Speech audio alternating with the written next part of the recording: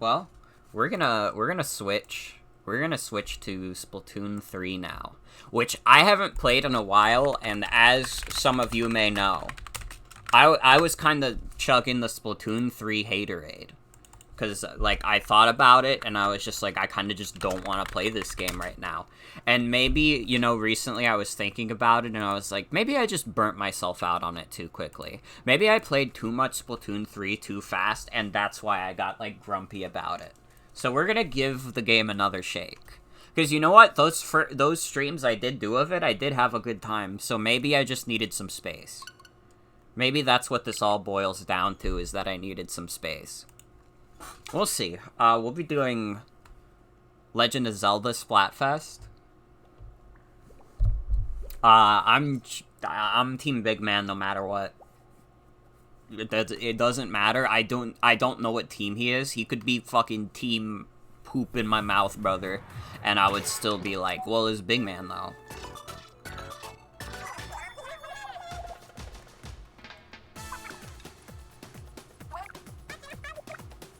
Anarchy Splatfest.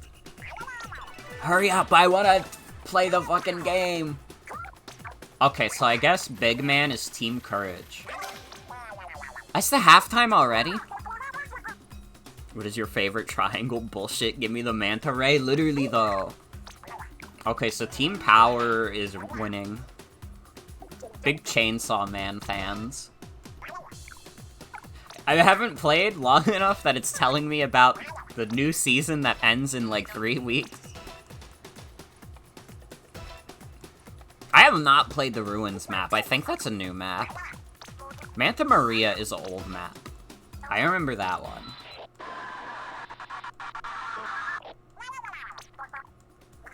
Oh, there's a new type of king salmonid. But yeah, maybe I get back into Splatoon 3. Maybe I played a little too much of it too fast. We'll see. We'll see if I play this and I'm like, oh, well, this is actually really fun. Or if I do this Splatfest and then I'm like, actually, Splatoon 3 is, it's not good. Alright, I have the DLC, because I wanted to play the single-player campaign.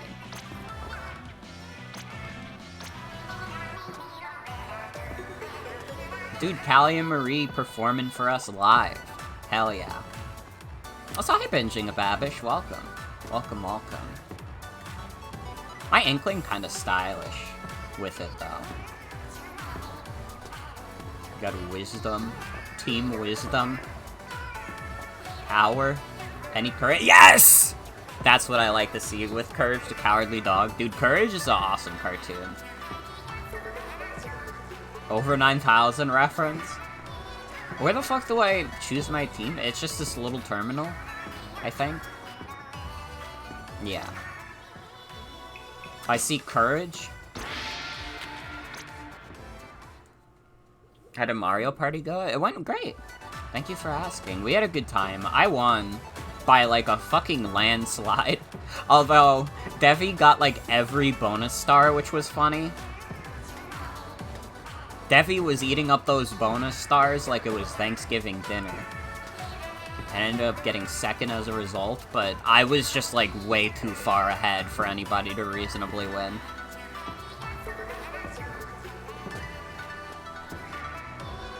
Yeah, we had a little bit of the Morgan sweep.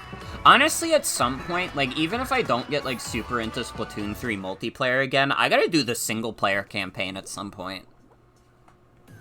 Because I always enjoy Splatoon single-player. I don't know when I'd do that. That might be after Kid Icarus Uprising, maybe. I feel like there was another game I was planning after Kid Icarus Uprising. Oh, I wanted to do Mario Maker single-player, but I feel like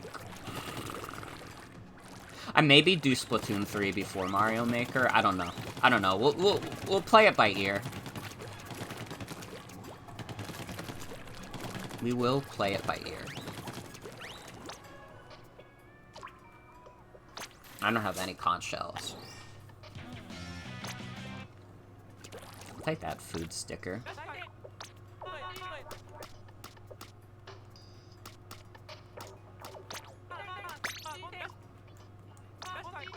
Oh, I still have an effect? Okay, don't use it then.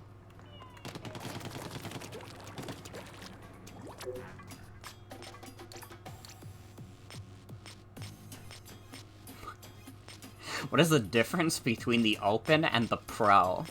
Are you a professional courage seeker? Are you a bad enough dude to seek courage professionally? We're gonna get used to how this game plays again. I mean, it's Splatoon, it's not that complicated. Are you a pro or open? I don't know, I'm pretty open to most things. And I wouldn't consider myself much of a professional. Especially not on this fucking stream.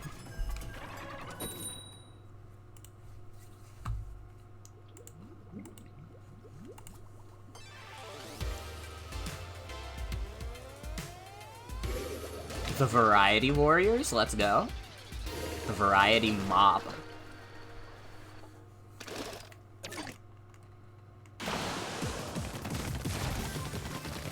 Is this a new map? I don't recognize this map. Wait, that's kind of dope.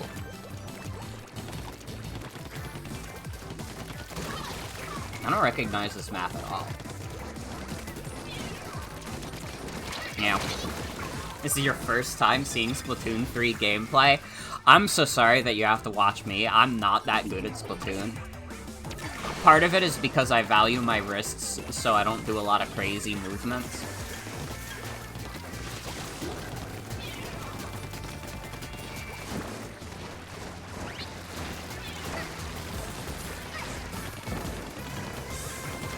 I would like to not get carpal tunnel, thank you.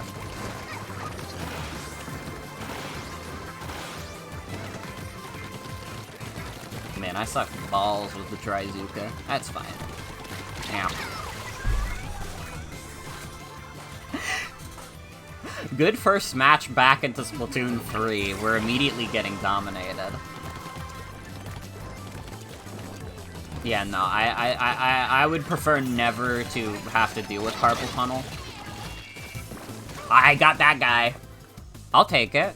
I'll take it. A little suicide play. We'll take it.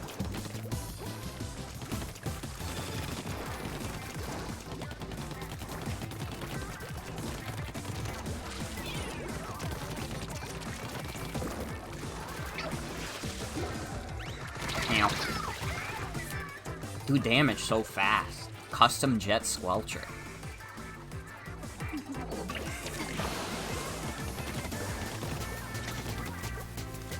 This is also why it's good I never became an artist.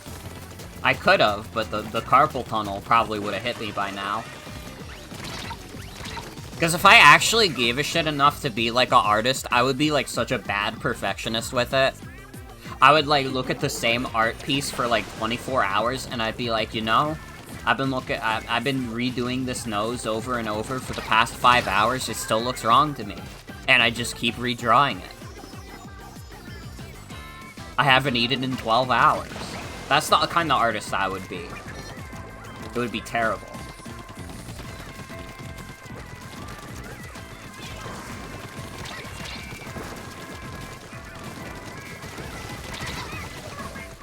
Man, this Jet Squelcher is fucking me up so bad. Just being stuck in an office job that refuses to accommodate you physically until it's already too late will also saddle you with it. Uh-oh. Man, we got fucking owned. Holy shit. That was such a bad game.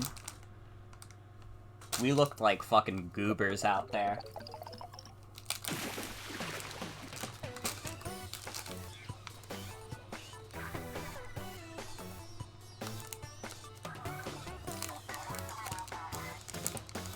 How much would it even cost them to give you what you need?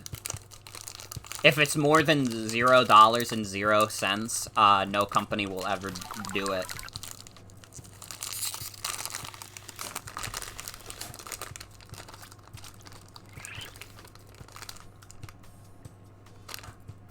Oh my god, my tropical fruit gushers are all like stuck together. Ew!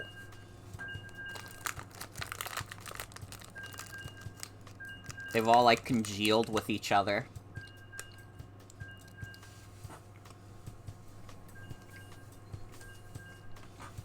Half the perks of office jobs is taking free shit from them. That's true.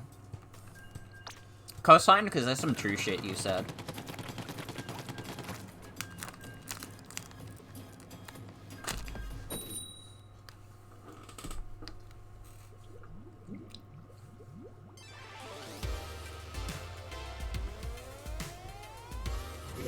I do like my title, the Heartfelt Jokester. I like these Splatfest banners we get. They kinda are styling. I think it's also funny for me to jump back into Splatoon 3 with a themed Splatfest around a video game I do not plan to buy currently.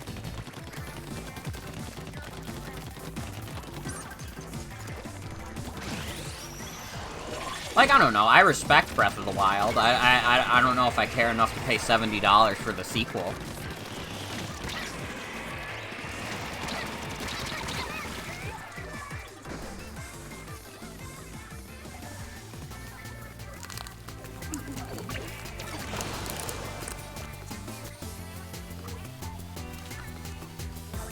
Man, part of what's fucking me up is the sound delay.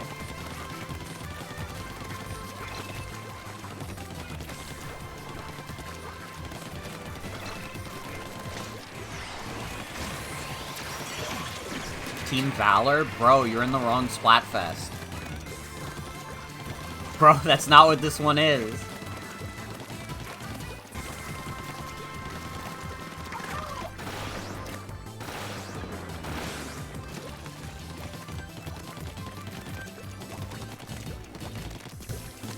A mouse pad needed a doctor's note. Bro, why the hell do they need a doctor's note to afford a mouse pad? Mouse pads can't be that expensive. That's crazy.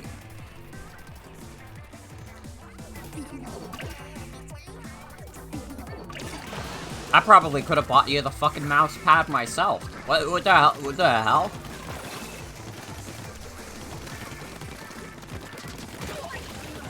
Get out of here, Jaeger.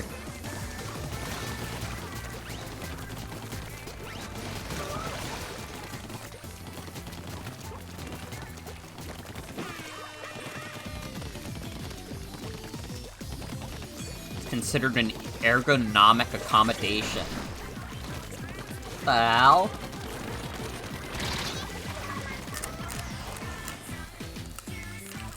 That's like a basic thing you get with a desktop computer.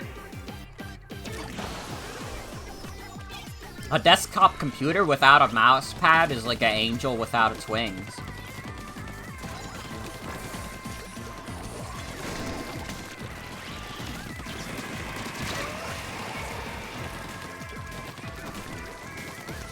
It's just, it's cruel, it's unusual, and I don't get it.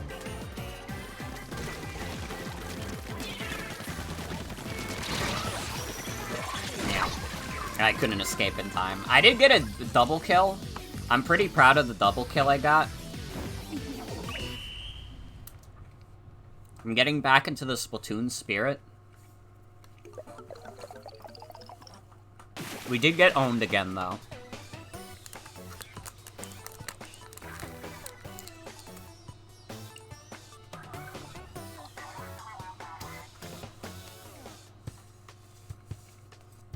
That's okay.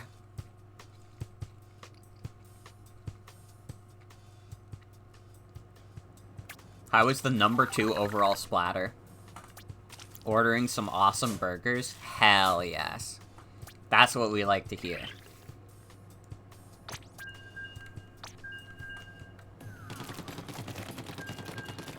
I didn't have awesome burgers for dinner, but I did have awesome hot dogs, which... That's not as good, but it's still pretty good.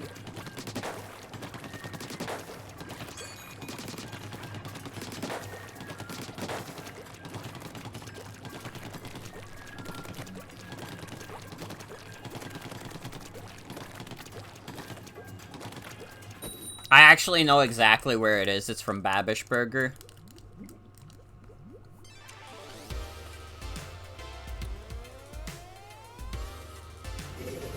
I love to dox people.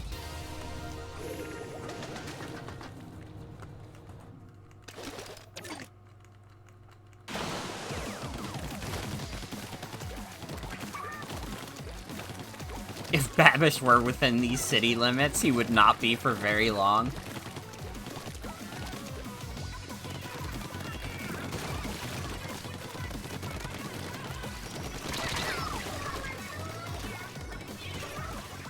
One of these days, I'm gonna post a random street address on Twitter, and you have to determine if it's, like, my address or not.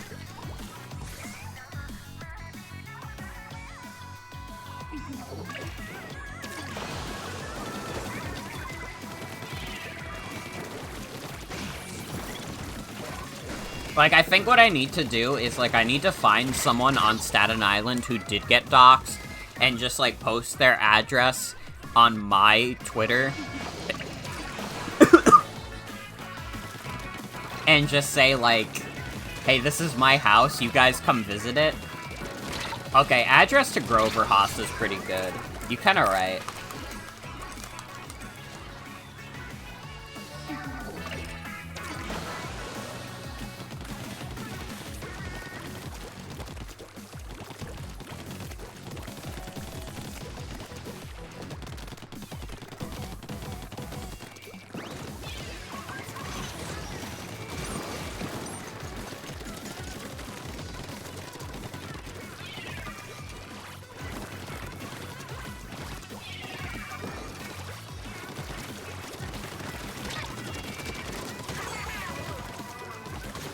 I'm playing okay. I think I'm playing okay.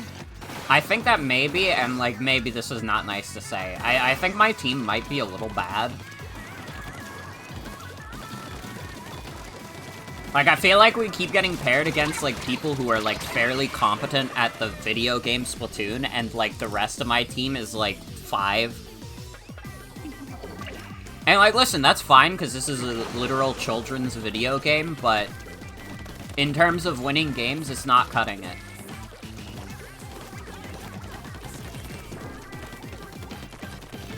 Playing with lots of little Timmies right now.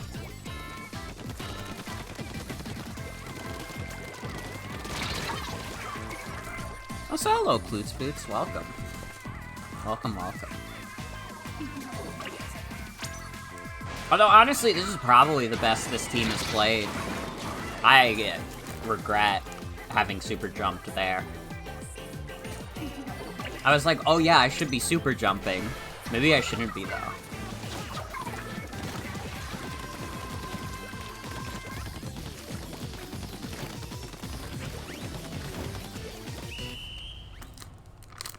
Well, we won.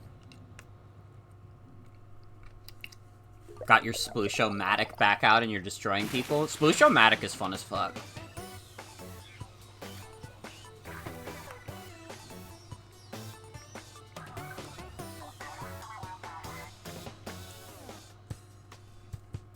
I love seeing people still use the Season 1 taunts, because, like, me too.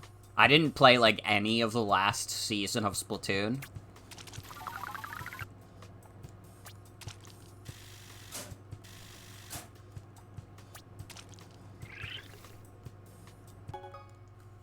Oh, thank God. Pair me up with a different team, please.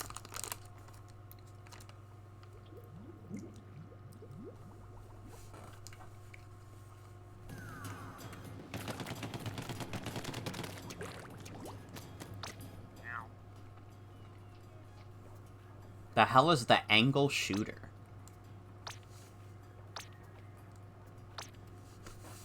Your ISP is being so mean to you? That's so sad.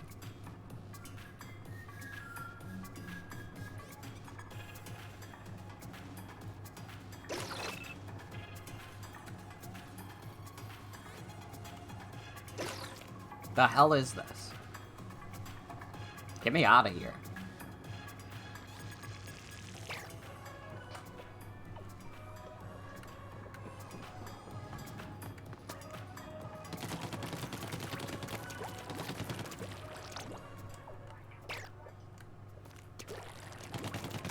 Yeah, I don't think I've ever played a weapon that, like, uses that shit.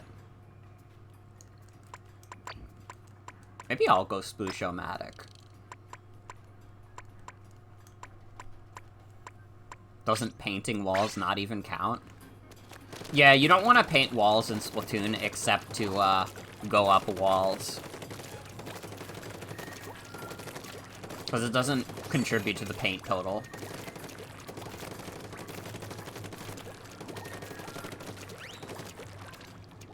Splatoon 4, they're gonna program that in, though. Used it in single player once. Oh, well, it's gotta be pretty good then. To be fair, it's gotta be pretty good then. If you got a single use out of it in single player.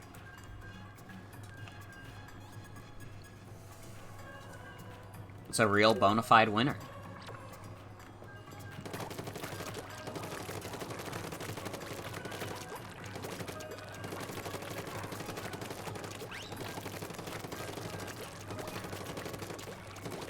Again, I think a single-player stream of this game could happen at some point, because I still haven't played it.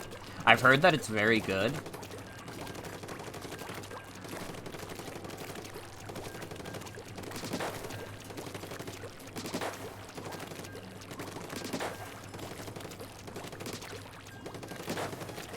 I am expecting that I will like it and enjoy it, because I like all of the Splatoon single-players. Octo Expansion feels like a once-in-a-lifetime thing. I don't think anything's gonna beat that. Splatoon 3 Octo Expansion, or Splatoon 2 Octo Expansion kicks ass. Maybe, like, maybe one of my top DLCs. I mean, it's not that high, to be fair, but no DLC is very high.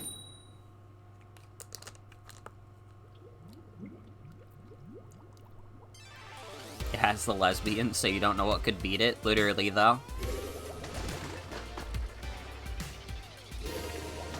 Like...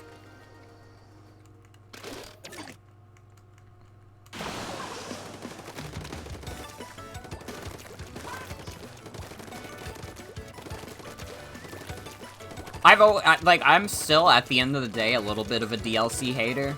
I mean, I'll buy DLC, because at this point it's like, oh, well, some games I do want a little more game. I can live with that.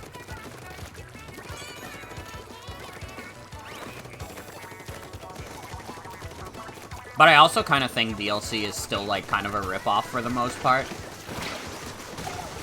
I think that for, like, 99% of all games, they overcharge to hell for DLC.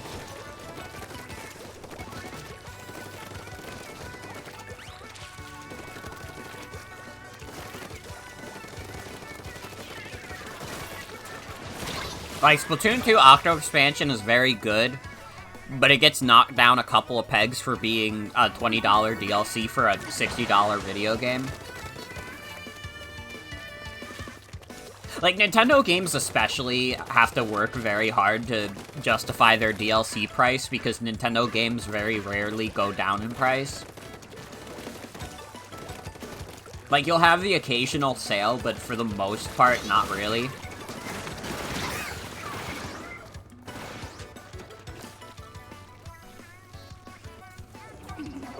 Like, I paid for all the Smash Brothers DLC, that's just like a straight ripoff.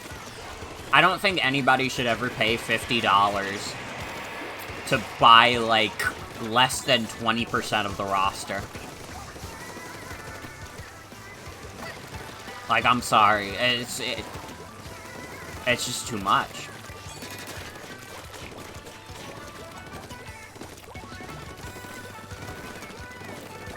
Only buy DLC if the game is 100% complete, and it's just the devs going, what if there was more, though? I respect that. I think that's a good mantra to have.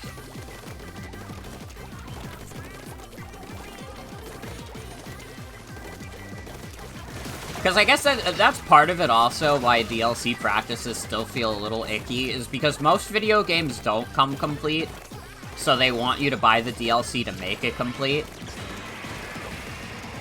Like, Nintendo's guilty of this, fucking every company's guilty of this.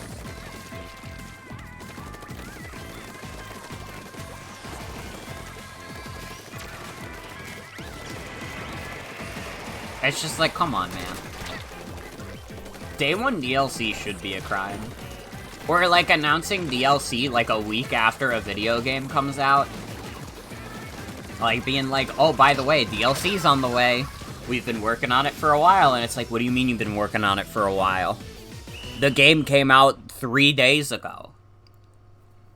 They do that with Pokemon a lot. I mean, I guess I shouldn't say a lot, because it's really just Sword and Shield and Scarlet and Violet.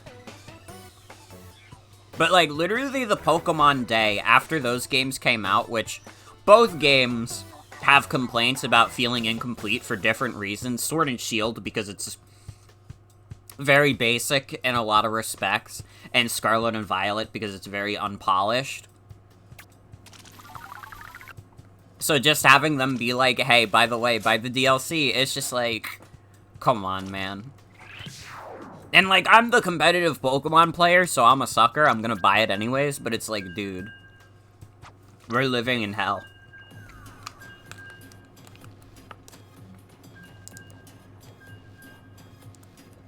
The only reason I don't completely shit on it is because the only other thing that Pokemon would do is that they would charge $60 for Ultra Scarlet and Ultra Violet. And that's the only thing in my mind that is making me, like, not say it is complete and total fucking ripoff. Give us $5 for Sonic Origins to listen to mislabeled Knuckles Chaotic songs. Shin Megami Tensei 5 had Day 1 DLC that was just adding an easy difficulty in the Japanese voice acting for $0. Okay, if it's $0, then I guess that's fine, but for a second I thought they were charging for that shit. Could you imagine charging for an easy mode? That's just pay-to-win mechanics. Never mind. That's already real.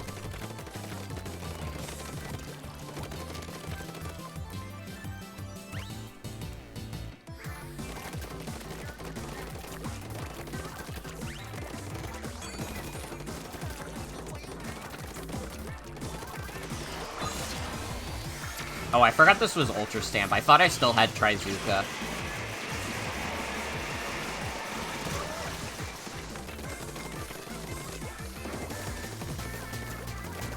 Your scrumptious bird has arrived? Hell yeah.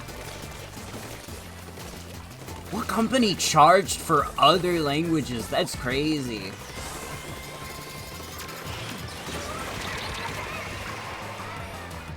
It was worth it.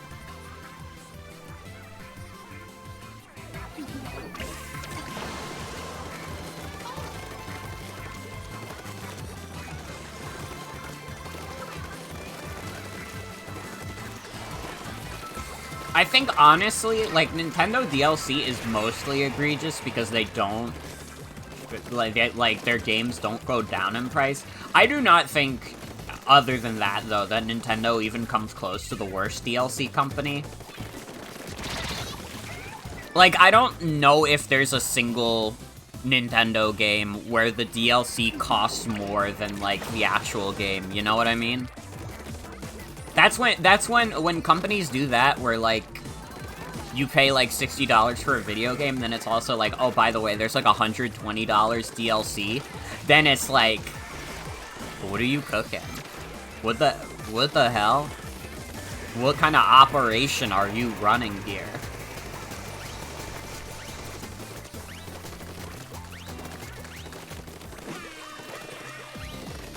Think Nintendo DLC is generally fairly priced. I kinda agree.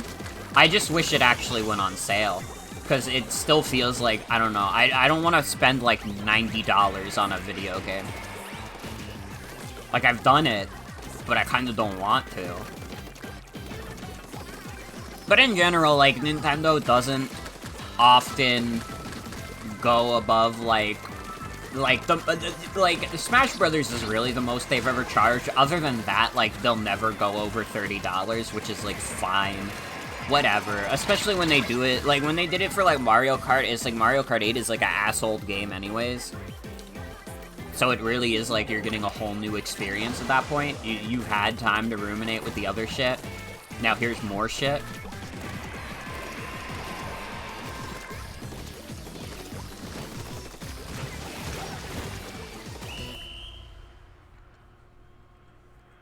Don't think any DLC will be as egregious as whatever the fuck is going on with The Sims. Yeah, EA takes the cake. No, you know what actually takes the cake? It's those fucking truck simulators that you see on Steam. Those things, like, American Truck Simulator or whatever, they always have, like, thousands of dollars of DLC. Like, somehow they do beat The Sims in terms of price.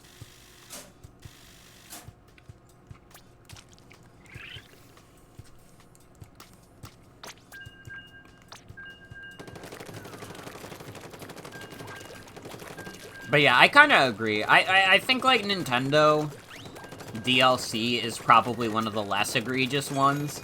But it is very noticeable when they do it for games that are, like, definitely not complete. Or when they do it, like, day one, then you're like, what are you doing? What are you doing? Like, Nintendo, we didn't let the other people got away with it. We can see you doing it, you're gonna get away with it too, but we're not gonna be happy about it.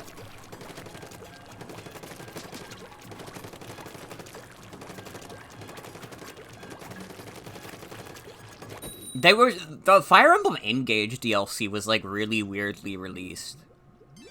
Because I feel like they, like, padded it out with a bunch of random shit, I feel, so they could, like, charge a little more for it. Because really the only reason you would buy the DLC is because of the, like...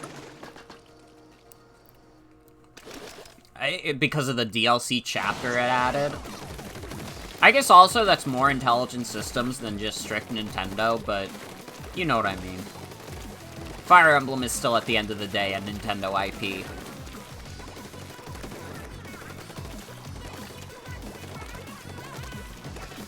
To be fair, also, Fire Emblem Engage is a very complete game. In terms of incomplete games, that's kind of true. I mean, again, I think the only one that wouldn't count is, like, I think the Pokemon games that have gotten DLC are the ones that don't feel, like, complete, and they're just like, oh, buy the $30 DLC, and it's like, okay. And honestly, I think that like, this is my hot take, I don't know if this is, like, a popular opinion or anything, I thought the DLC was the best part of Sword and Shield. Genuinely, I had a lot of fun roaming the Isle of Armor and Crown Tundra and, like, getting all the Pokemon there. I thought that was a lot of fun, but you know, it would have been nice if there was stuff that, boosted, you know, boosted the main game up a bit. Never got it because you wanted the shiny charm? Well, I think even then you would have been a little fucked, because, you could still get the other Pokemon, you just had to trade them with other people. Since you couldn't go to the DLC islands. Like, I have no doubt in my mind that Scarlet and Violet DLC is going to be very fun, and that could probably also be my favorite part of that game, to be fair, because, again, I really did like the Sword and Shield DLC, but man, it would have been nice if they waited until they polished up Scarlet and Violet more. That would have been nice. That would have made me smile.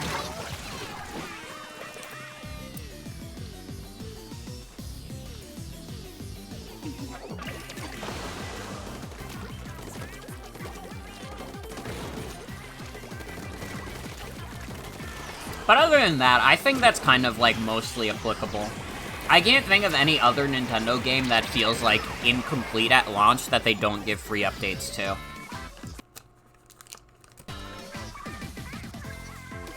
Like, the Mario sports games all got free updates.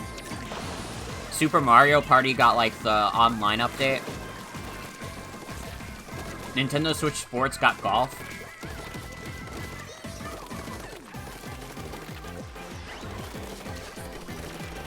Yeah, what the hell even was the Breath of the Wild DLC? I like, bought it.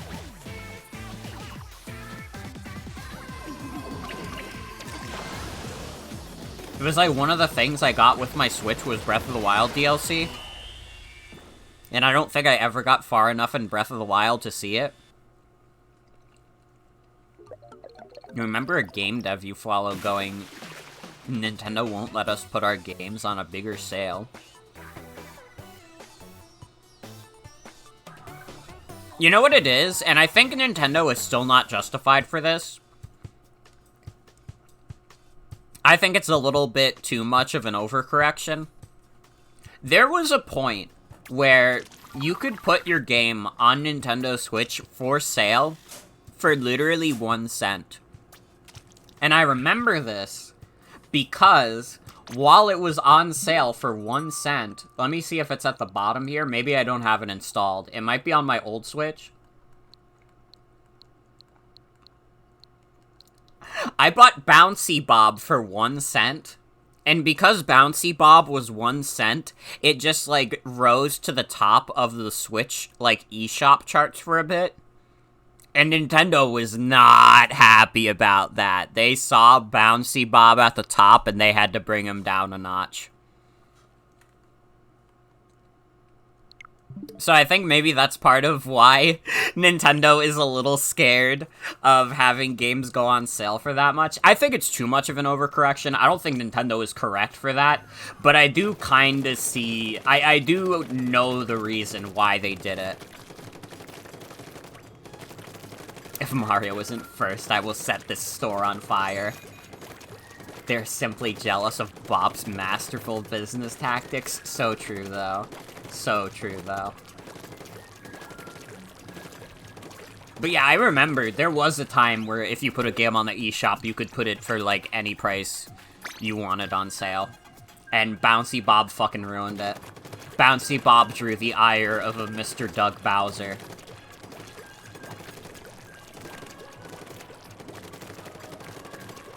They wouldn't have to worry if they simply sold Breath of the Wild for 1 cent.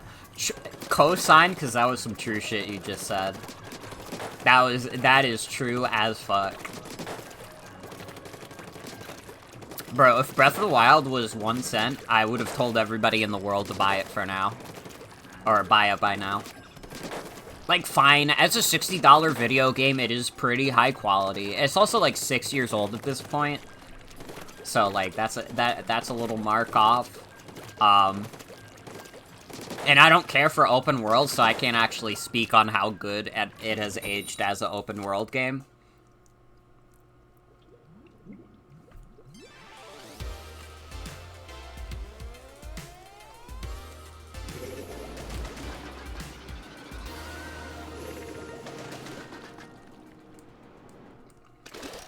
You liked Breath of the Wild? I didn't strictly dislike Breath of the Wild. I'm just the kind of person who, like, gets very easily bored when it comes to, like, open worlds. And to be fair, Breath of the Wild for an open world game kept my attention for a long time. I played that shit for, like, 25 hours, which is, like, I don't know, the next best open world game I would have played after that would have been, like, Fallout New Vegas. And, like, Fallout New Vegas I played for, like, 6 hours. It was not that much time. Like, I thought it was cool, but I didn't want to play that much of it. See, I'm the kind of person, I can respect most video games. It just doesn't mean I'm gonna like every single one.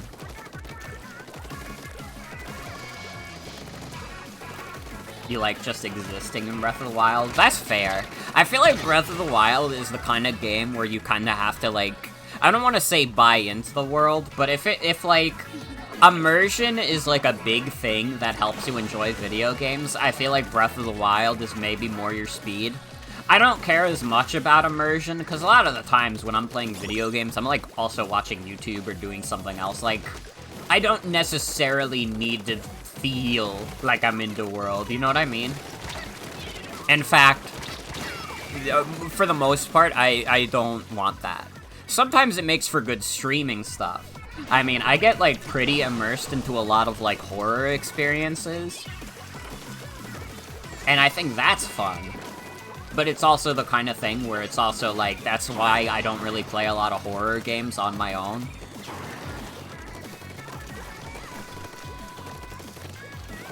But yeah, those are your Morgan opinions. Sound design was good enough that just sitting and chilling was nice to you? That's fair, I think. In, like, 2023, I'm kind of trying hard to not chug the haterade as much, because I really was, like, the world's biggest little hater for the longest time. And just, I don't know, the world has enough of that.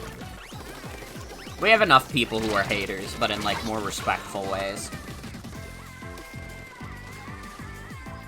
You and I need to start the queer women who like video games but don't care much for Fallout New Vegas club. Again, I respect it. I just don't care about playing it that much. Fallout New Vegas is strictly a video game I need to play again, but only if I have like 50 silly mods installed. Then I'll play it and think it's the best thing since sliced bread. And you know, it's been a long time since sliced bread has come out, and it's still been at the top, so you have to understand what kind of achievement that is.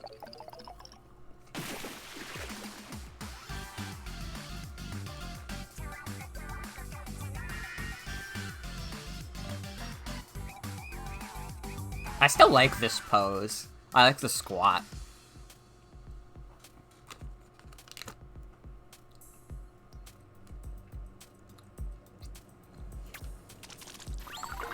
God, I've been playing Splatoon for over a half hour. That's my first win. Good lord.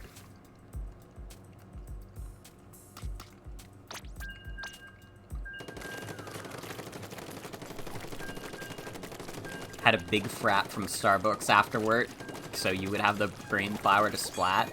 Hell yeah.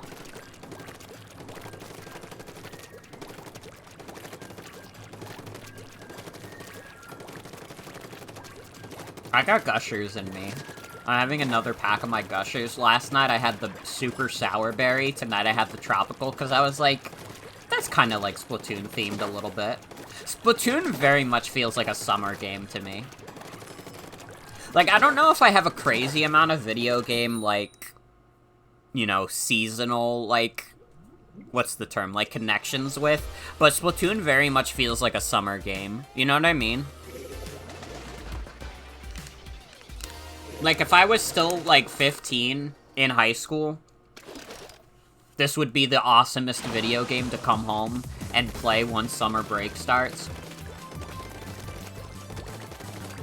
It does have the sea life. Back in the Splat 1 days, you'd get legit mad at the game and then felt a profound disgust at yourself for getting mad at just a bunch of kids, so you put it down and never went back. I feel like you've told me this story before, but it still resonates. See, that's why I try not to get mad at, like, any online video game. Because honestly, like, yeah, the Nintendo ones are going to be more populated with kids. But I've seen way too many fucking videos of, like, kids playing Call of Duty online that I'm just convinced, like, at least once in every online video game, I will be playing with a literal child.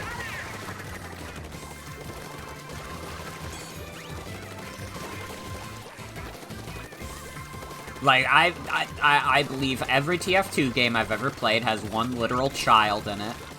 I believe every Mario Kart game has this, Splatoon game.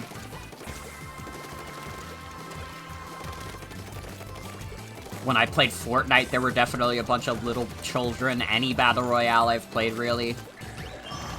Oh, I forgot they added the Kraken.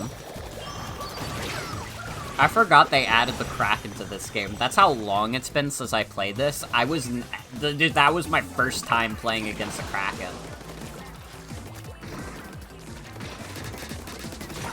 Goodbye, Crab Tank.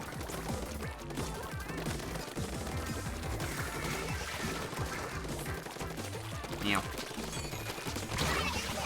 Anyone named something like Eric Mendez 2012? Eric Mendez 2012 has a 50% chance of either being literally born in 2012 or a bot.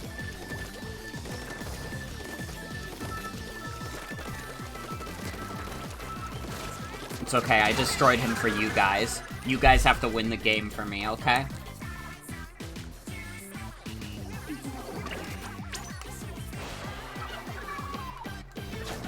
sploosh is a dagger, so it's good for stabs. It really is. I like the sploosh a lot. You do have to get very close to people.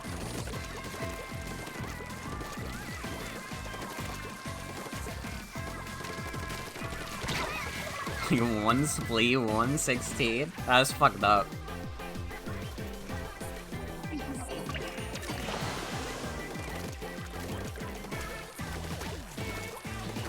See, I could technically fall into this, not because I think Morgan will BRB is a bad username, but in the end, my username would be perfect if I could just make it Morgan. If I could just literally have the username Morgan, I would be so powerful.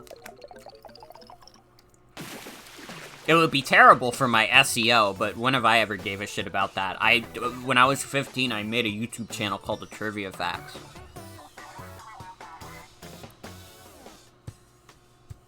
Your mother named you that? Oh, sorry. It's actually, it's a beautiful name. It's a beautiful name.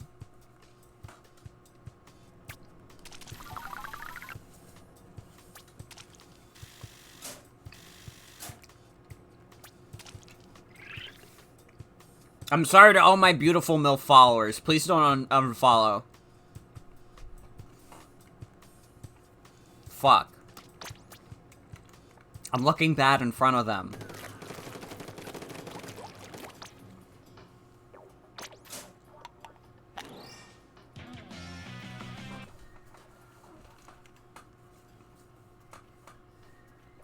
SEO is part of your job, but you're so bad at it. Jen had to link to your Twitch for you on your burger announcement post. Awesome. You come from a long line of ones, please. I'm sorry. I'm sorry.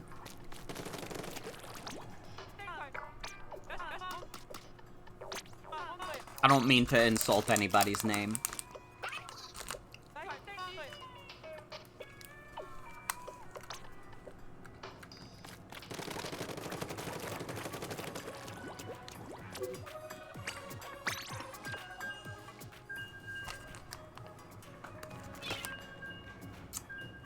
Yeah, shout out to Jen.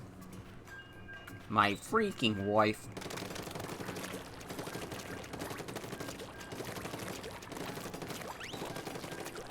Me and Jen are like the one video of Irish Grandpa SpongeBob.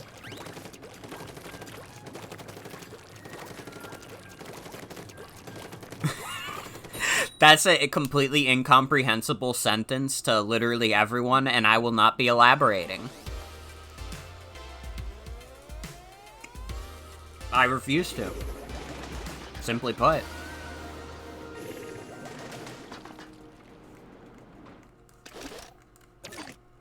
Or at least you know what I'm referencing. But I don't think a lot of people are gonna know.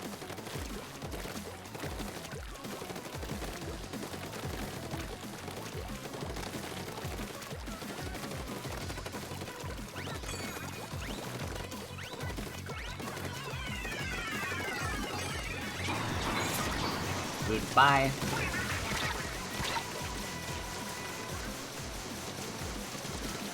And goodbye. I got 2 people with the hammer. I'm pretty happy about the double hammer. You're learning about new fucked up videos every 30 minutes. Yeah, I feel like this is an overload. To have to learn about both Has Been on the Wii and Irish SpongeBob. Irish SpongeBob is definitely less fucked up than Has Been on the Wii. I still feel like Has Been on the Wii has unmatched evil energies. While Irish SpongeBob is like it's like a pretty normal like video for the most part.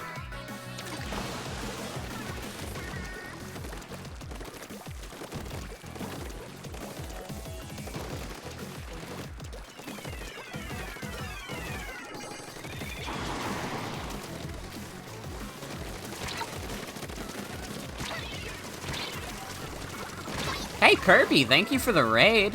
Welcome, welcome everybody. Hope you had a good stream. You remain in blissful ignorance. Yeah, we gaming. Honestly, I am having fun with Splatoon 3 again. I think actually I just needed time away. You were on that stream? Hell yeah. Well, welcome, Morgan. Welcome everybody from Kirby's stream. I hope you had fun playing Splatoon. I'm also playing Splatoon. Yeah, I feel like I probably just burnt myself out on Splatoon 3. I kind of still think the map design is not good, though. I think the map design is the worst it's been. But I don't think it's, like, unplayably bad, like I was saying it was. I was just being a little hater. I was just being a little hater because I have insane, like... I don't know, I played a video game for 50 hours, and I was sick of it after 50 hours, and I was just like, well, that's bad, though. It must be the game's fault, not mine, for playing, like, 50 hours in, like, a month when I don't do that shit. It is fun to be a hater. But I also try and be generally fair when I talk about video games, but sometimes the hater energy, it does take over. It does take over sometimes.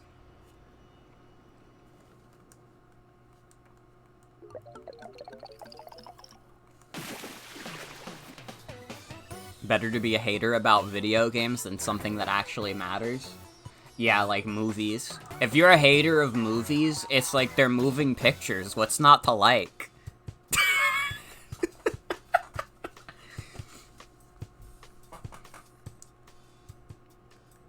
I can excuse moving pictures, but controlling pictures, like, that's the devil's work.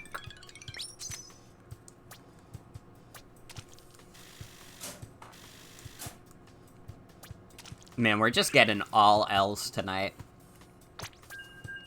We're getting so many fucking L's.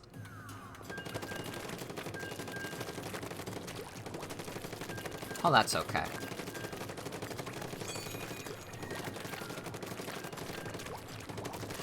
For the most part, I like to consider myself... I try and be, like, level-headed and respectable about, like, 99% of all media that comes out. Like, I have media that I absolutely do not like, but it's also, like, for the most part, if you, like, say in chat, like, hey, Morgan, what do you think about this thing? Even if I think it fucking sucks balls, I could probably think of reasons people like it. I try and be, like, very reasonable in that respect. Demand the people in the box dance without any effort on your part. Literally, though.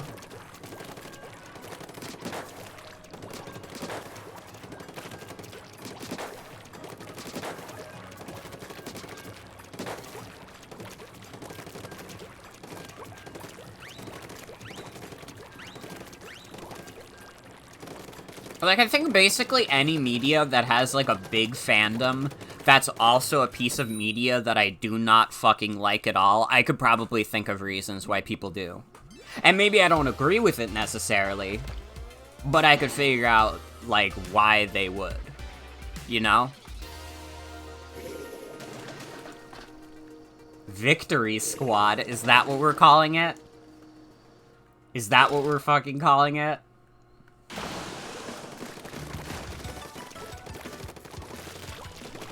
Dude, I didn't realize they had new Squid Sisters songs. What the hell? Fuck yes.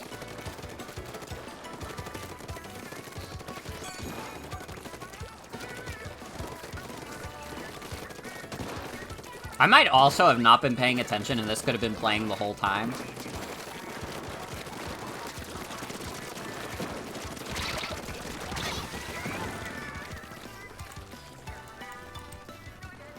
Don't know, you think trying to be chill is the right move, but if anyone's actually gonna get heated about me saying this sucks balls about something they like, then they should grow up. Oh yeah, to be fair, if I say I don't like something and someone's like, oh, why don't you like it? I love it though, and you're like, stupid. I'm just like, bro, I'm like, who cares? Why do you have to be mad?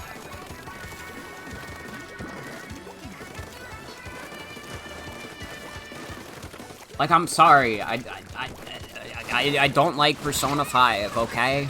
I don't, and if you have a problem with that, fucking sorry, but also, get over it. Not everybody's gonna like the greatest RPG that's come out in the past 10 years, okay? You'll live.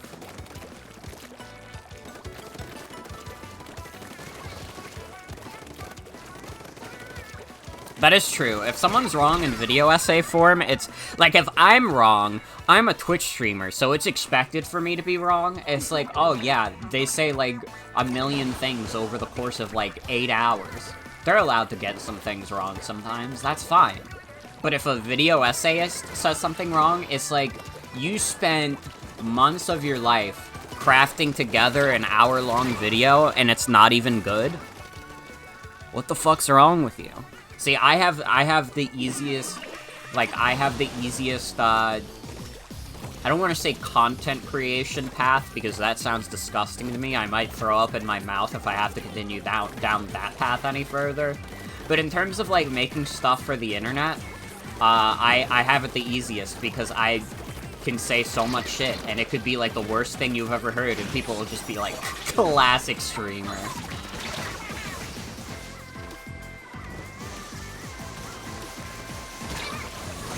Oh, we wiped them out. Let's fucking go.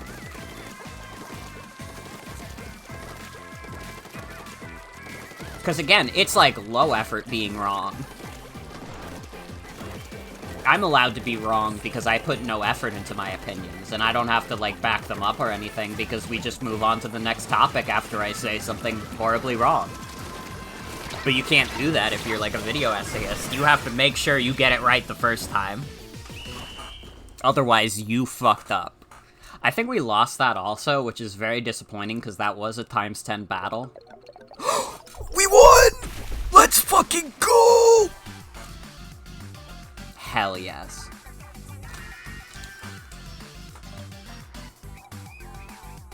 Oh my god. Hi, Cosmo, welcome. A nice, clean ×10 win. I'm just playing with random people, yeah. I mean, if you're on Team Courage, you can join. I don't actually know. Do you have my Nintendo Switch account? If you don't, I'll literally just, like, DM you my friend code if you really want to play. I don't mind people joining in if I know them. Extremely tired adult voice, like, you can say whatever and I don't care enough to correct you, but I will laugh about it. True. Okay, yeah, hold on. I could just send you my friend code real quick. Let me put something up. Enjoy Meet the Scout at an extremely low quality. I'll just DM it to you, and you're free to join in.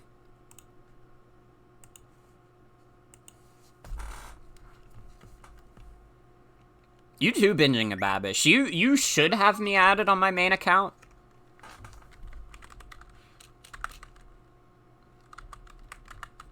Oh wait, you were saying fuck yes to Meet the Scout. You know what though? That's justified. That's justified. For some reason, I thought you were gonna join in Splatoon.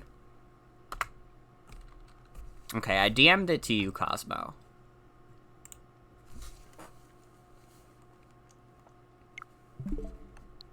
Yeah, I realized after saying that, I was like, wait a minute. You don't even have this one.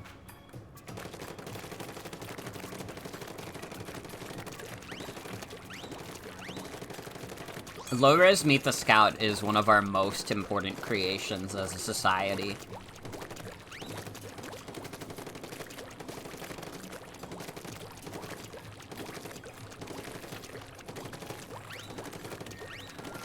I forgot, what does my locker look like? I still have the medium-sized locker, I never unlocked the big one. Oh, this is pretty cute, actually. I like my locker. I got the squid plushies. The squid pillows. I have games in there. I got games on my phone. Low-res Meet the Scout should be added to the Library of Congress. You're so right.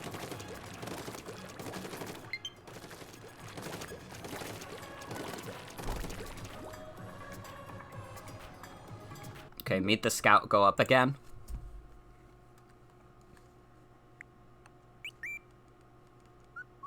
They should replace the whole library with it? True.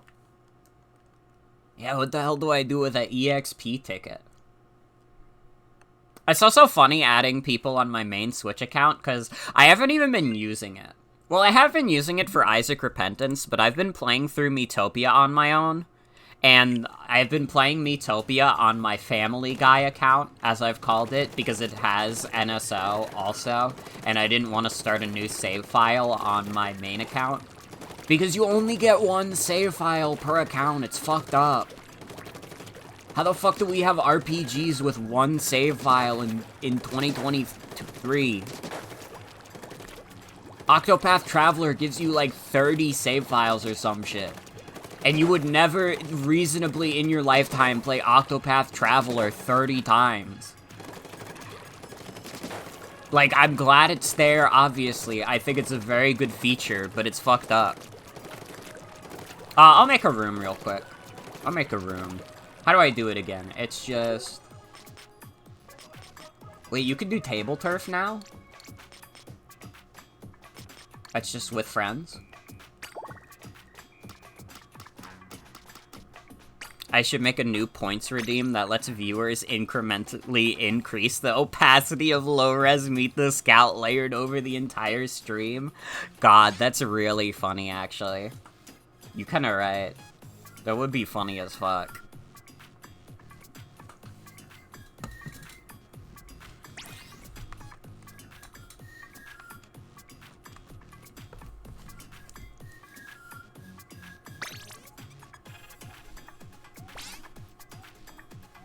Yeah, we'll all send hate mail to your ISP. Fuck all internet service providers.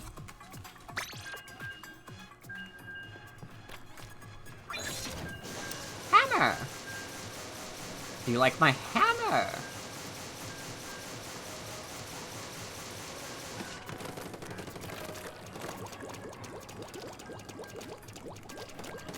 Also, when it comes to the monitored sound on OBS, it's, like, really delayed. Is, like, the sound on Splatoon 3 really delayed for you guys?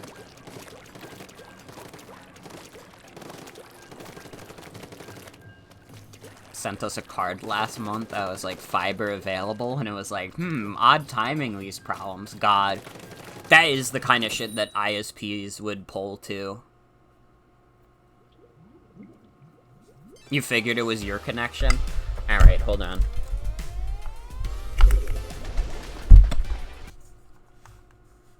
Unplug it, replug it in.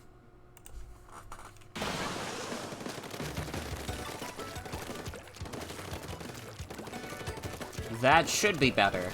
Sometimes my capture card in OBS just does it, because I keep it... Oh. All good now? Okay. Sorry, it was definitely delayed all stream, but to be fair, when we were playing Mario Party, I think the banter was more important than the game anyways. I think any collaborative stream is like that. You stood there waiting for the match to die.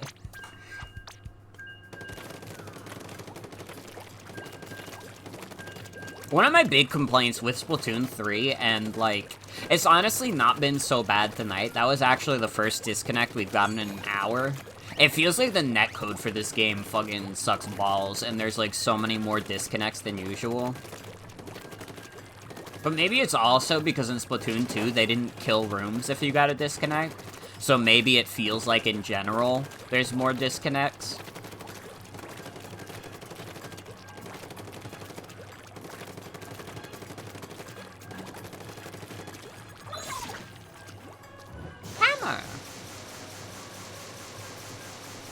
Splatoon 3 is very sensitive to packets being dropped. You know, maybe Splatoon 3 should be a little less of a special snowflake. You know, the world doesn't revolve around you or whatever. This bit sucks. This bit sucks balls. Abort. Abort from the bit immediately. Folks, that was a certified not good one. Yeah, Nintendo's online has always sucked. But it feels like Splatoon 3 has, like, worse online than Splatoon 2. And I feel like most people I've talked to agree to this. I wonder if part of it... Ooh, Bidgy Gababish just redeemed pretty bad. I feel like part of it is just that Splatoon 3, like, blew up way more than Nintendo probably thought it would. Like, I think at this point, Splatoon 3 has probably sold better than Splatoon 2. Do we have, like, Nintendo's latest financial report? I bet if that came out, we would be able to see the sales, and it probably would have gone past it already. I don't think it has. I went to their website. Sakurai hears people want rollback in Smash and says you can roll back and forward and even spot dodge. So true, though.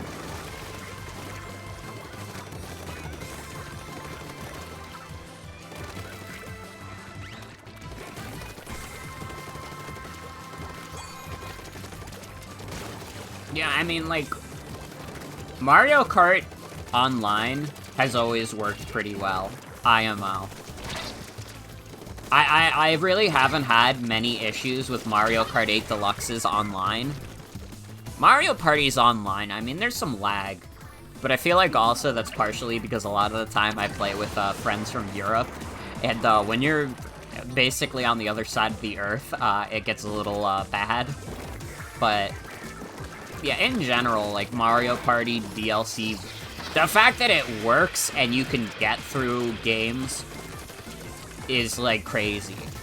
That's, like, already, like, damn.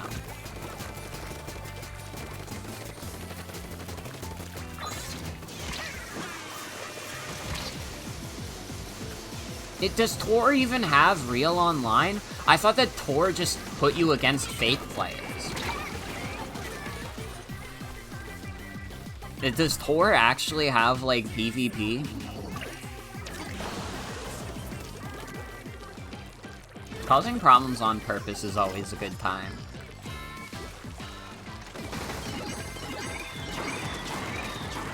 Whoa there, buddy. Ow. They added it, like, a year after launch? What the hell? Oh, nobody played that shit because they're too busy playing Genshin Impact and trying to roll for 5-star Summer Venti or whatever. But, you know, that Nintendo really missed the market. People could have been polling for 5-star Ludwig in the fucking Beethoven car, but instead everybody's pulling for Venti instead. You see how you fucked it up, Nintendo? Dumbasses? Fuck's sake.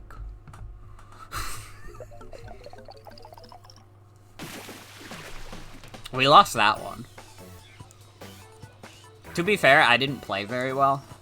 That was definitely a bad Morgan game. Your Mario Kart Tour's strongest soldier, you still play it. I respect that. As a big Mario Kart fan, I was very disappointed by Mario Kart Tour. It's probably better for not being a gacha now. At around the 1 minute mark, you were chasing a Team Wisdom who was chasing me while also being chased by a Team Wisdom. That does sound like a fucking Looney Tunes bit. I got another magic conch. Let's go.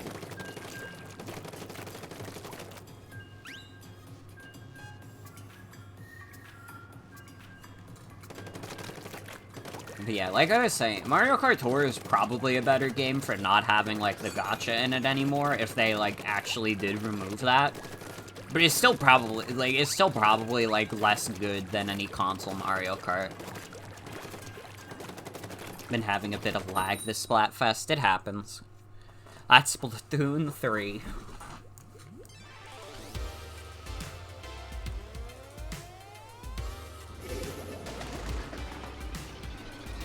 I am having fun playing this game again, though. You might see me hop back into Splatoon 3 more often. It makes for a very good stream game. Like... Maybe it's partially because I'm bad at Splatoon 3, so I don't care if I'm not playing optimally, but it makes for good banter with chat. Still gotta hoard currency for a long time before buying new drivers and car parts. Maybe a little better, but not by much. I see.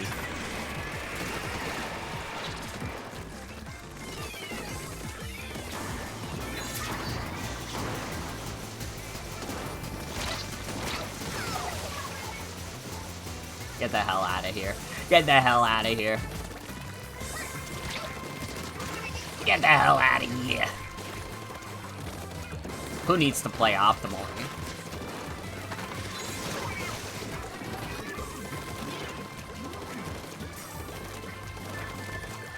I wish more people had the domes, because if you throw bombs at the domes, something amazing will happen.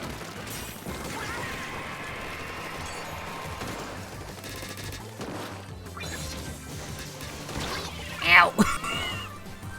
It was maybe not the best to do it while staring a sniper in the face, but was it funny?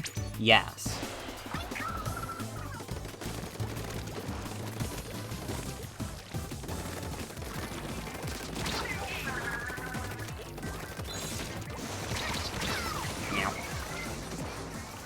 You're the idiot who has every character unlocked in Sonic Forces Mobile. That's kind of dope, though. Is Sonic Forces Mobile a gacha? Wait. Is fucking Sonic Forces Mobile a gacha? That's fucked up.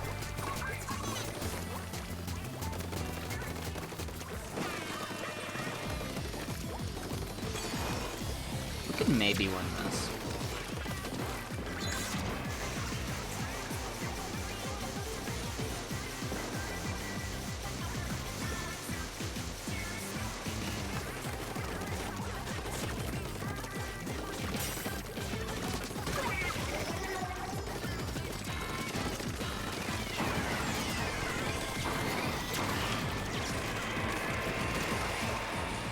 It's over, I have the high ground.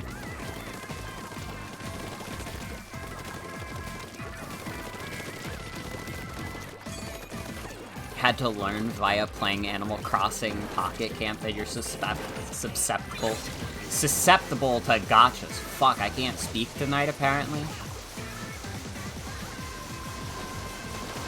Yeah, you gotta be careful. You gotta be careful with that shit. It fucking sucks that basically every, like, Nintendo mobile game became a gacha, because Fire Emblem Heroes was, like, their only mobile game that did good. Fuck, I feel like we were doing so good that match, too. I guess we let them into our spawn too much. We were playing a little too much offense, not enough defense. Unfortunate.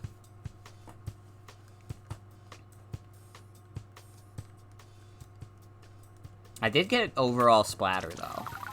Can't complain about that.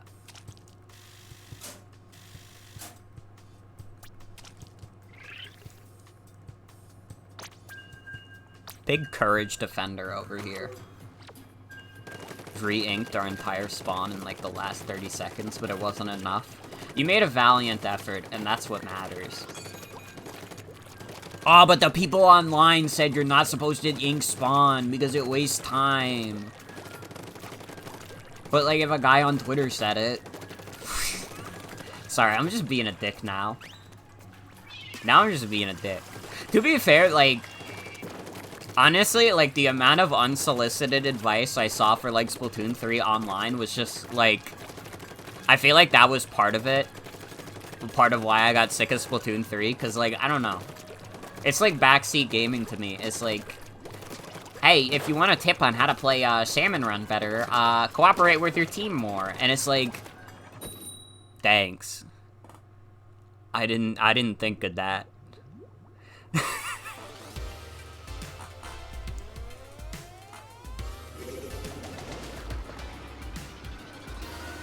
know, people online get too heated about Splatoon, and it's just, I don't respect it. I don't, I'm sorry. Listen, it probably makes the experience better for you if you play it like a competitive game. Unfortunately, I do not play Splatoon like a competitive game, so we're just fundamentally incompatible, and you will never enjoy having me on your team, is what it boils down to. It's the brutal honesty I have to give in. If you want to get good at Splatoon, make sure to use vigorous use of ZR. That's kind of true, though. Cosign, because that was some true shit you just said. That's my second time saying that tonight. This is maybe the most real motherfucker Morgan stream. The most agreeable one. In terms of the interactions I'm having with chat.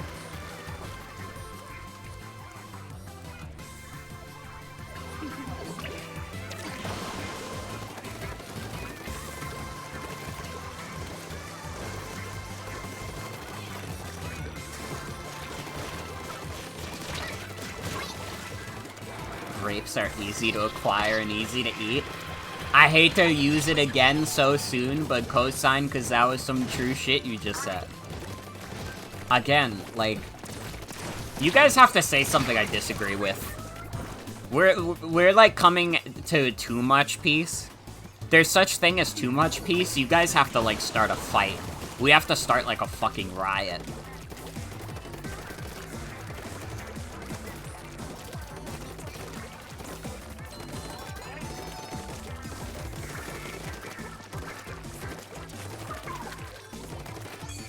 Grapes take Herculean effort to acquire and go down your throat like sandpaper. See, that's what I'm talking about. Now you're being very disagreeable.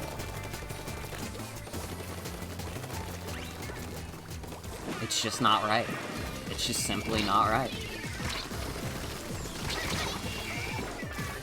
Breath of the Wild was better for not having traditional dungeons. That formula was getting old.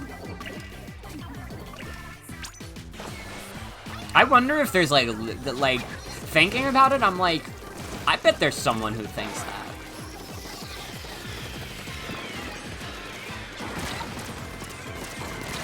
Ow. I got owned. I got owned by Bamboozler. I got bamboozled. Honestly, the Bamboozler has a very genius name. Because when you get killed by it, you really do feel like you got bamboozled.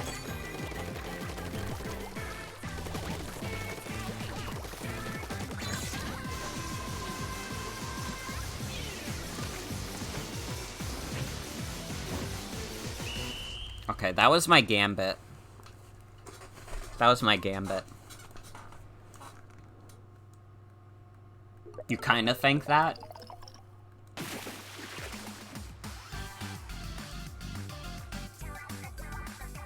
I feel like a Breath of the Wild where, like, the Divine Beast dungeons are, like, really good would be, like, perfect.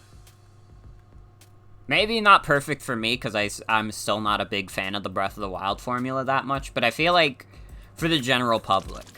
Also, yeah, we did pull it off. I like to think that my gambit at the end, where I, like, went to their spawn, like, helped. I would like to believe I had a good part in pulling off that win.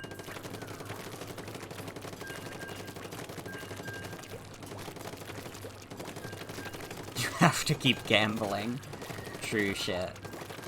Honestly, like, I would maybe consider streaming Zelda. Definitely Link's Awakening, because I played through all of that and I liked it. I feel like I'd probably, like, I don't know, I'd maybe jive with some 3D Zelda. It's just one of those things where I usually don't have the attention span to play through it all on my own, but streaming, like, usually makes me have a bigger attention span for stuff I usually wouldn't finish. Seemed your main contribution was having a cool fucking roller and not actually inking or splatting. Listen, having a cool fucking roller is a big contribution to the dopeness meter. And everybody knows that in Splatoon, dopeness is very important.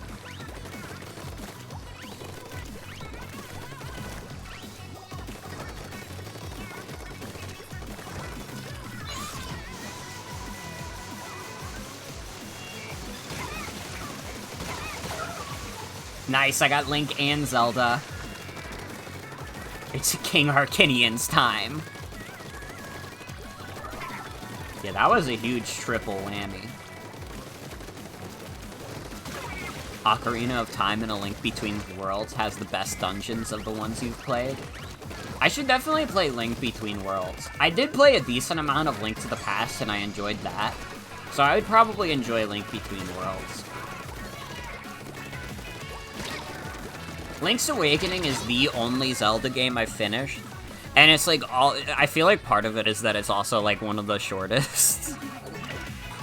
To be fair. But it was fun, I liked it a lot. I thought it had a cool world.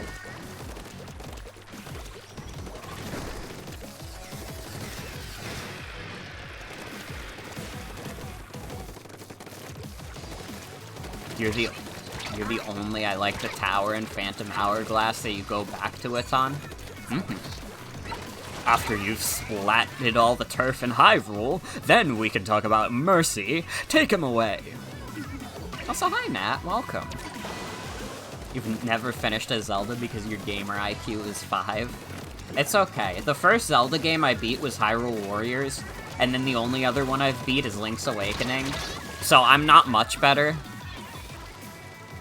Oh no, I also beat Age of Calamity. Hyrule Warriors Age of Calamity. Which is very funny because I didn't beat Breath of the Wild. But I liked Age of Calamity a lot. I like that you could play the big fucker Deku in that. Or whatever the beasts are. The Coco. No, the Cocos are Sonic Frontiers. You know what I mean, though.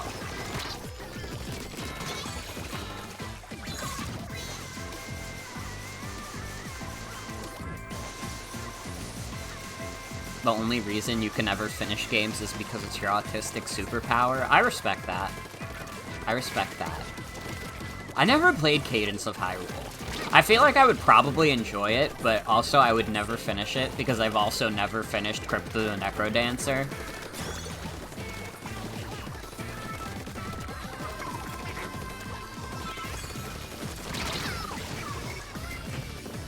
Damn, if I could have gotten that, hammer. It's free on NSO. Ooh, for how much longer, though? Because I probably wouldn't get very far in it at this point, especially with work. Hey, we pulled it off again. Let's fucking go. I like the pose that Beak Splat has. You've been humbled. You'll go back to Splattershot Jr. now. Understandable. Way easier than Necrodancer. You beat Cadence, but only got the level 2 in Necrodancer. Ooh. Okay, because I've also only gotten to level 2 in Necrodancer, so that makes me feel confident that I could probably beat it. Okay. Maybe I will try it. Honestly, I could probably just buy it. Crypt of the Necrodancer is fucking hard. Free until the 14th. Okay. Probably couldn't finish it, but I could make some progress in it.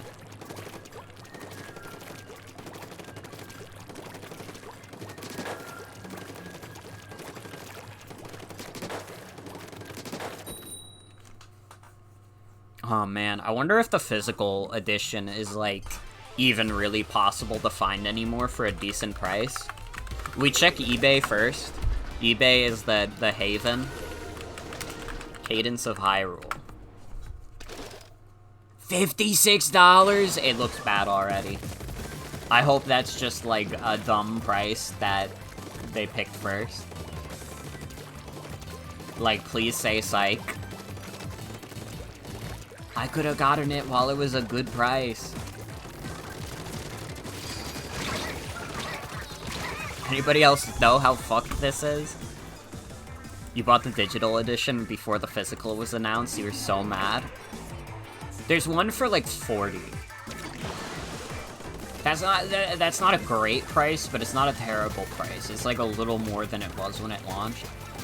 I think the physical edition was like 35 at launch, maybe. And if it wasn't, then that's a really bad price. Scalpers are so evil, they really are. I could get it used in Japan for $30. That might be the way. Does anybody know the price Cadence of Hyrule was when it came out?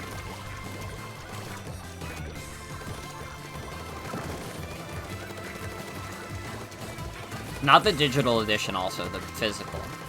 It could have been 40, it had the DLC. Aishi. So wait, $30 with free shipping for a Japan copy might be like an insane value, actually.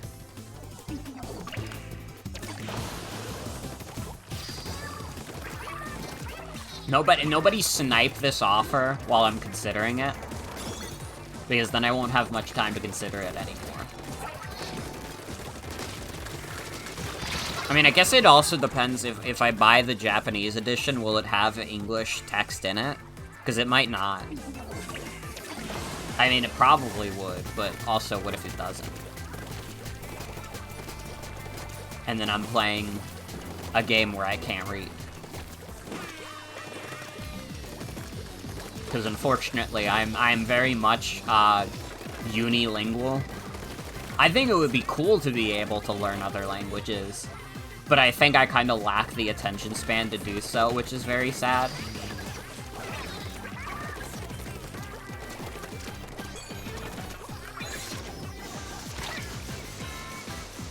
Who needs to read when you can feel the beat?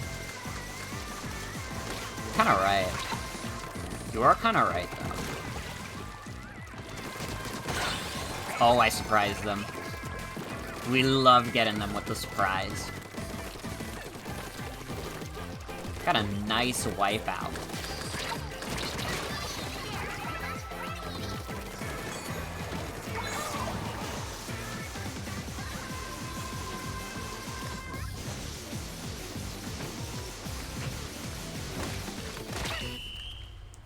That was good.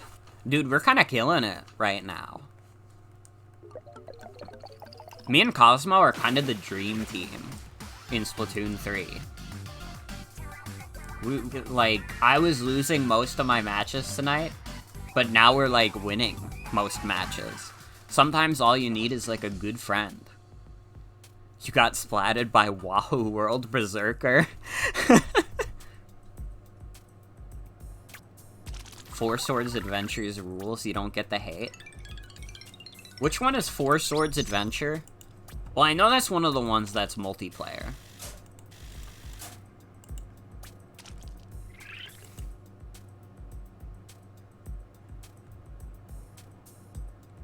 Oh, this is cartridge only. Well, I won't do that then, because I want the box. How the hell did you take a picture of it inside the box and then it's fucking cartridge only? That should be illegal. You should not be able to put in your eBay listing, like, the box, and then say, oh, but it doesn't come with the box, though.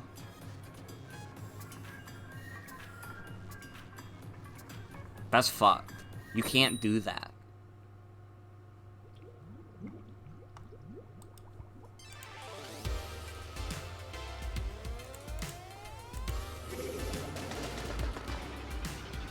Yeah, okay.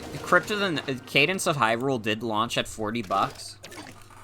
So this eBay listing being $40 and, like, having the box is probably the best price I'm getting on it. You tried to play Breath of the Wild because your dad got it with our Switch and got as far as discovering cooking and then was satisfied. That's like an enlightened experience. Like, I kind of envy that. Just doing cooking and being at peace and being like, this is fine.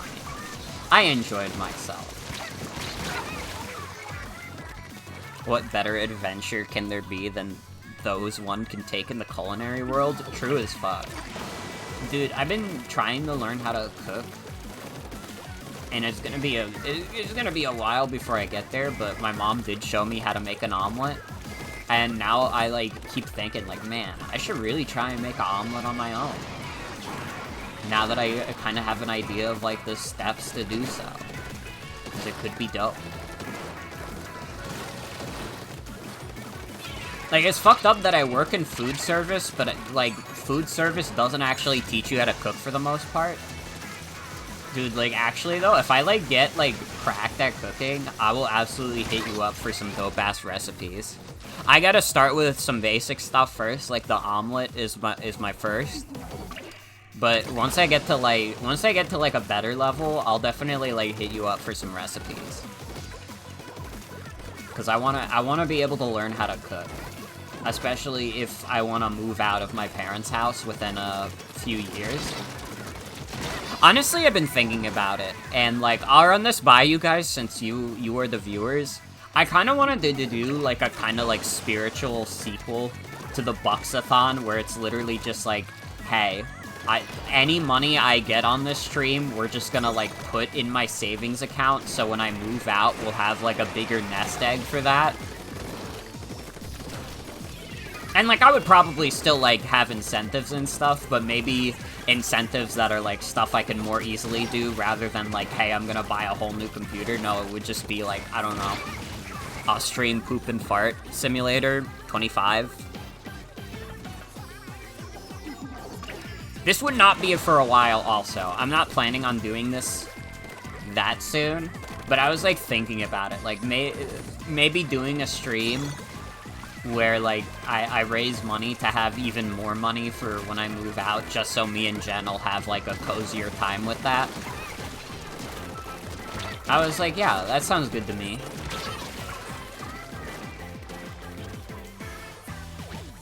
And if you were not here for the Bucks-a-thon, it was basically, like, 4 days of, like, pretty dope streams. I mean, we did Gartic Phone, we did Mario Party, we did Isaac with a shit ton of mods, we did, Minecraft beating the Ender Dragon. It was a lot of fun.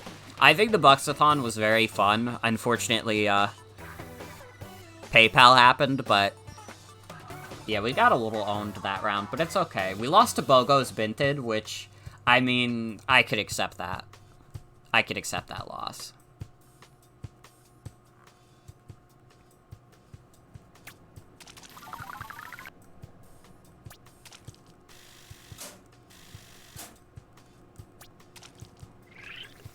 Kind of a victory in its own way, truly. You've been living on your own for a good few years and can also confirm I'll be lost without poop and fart simulator. It's good to know from all the people who are moved out.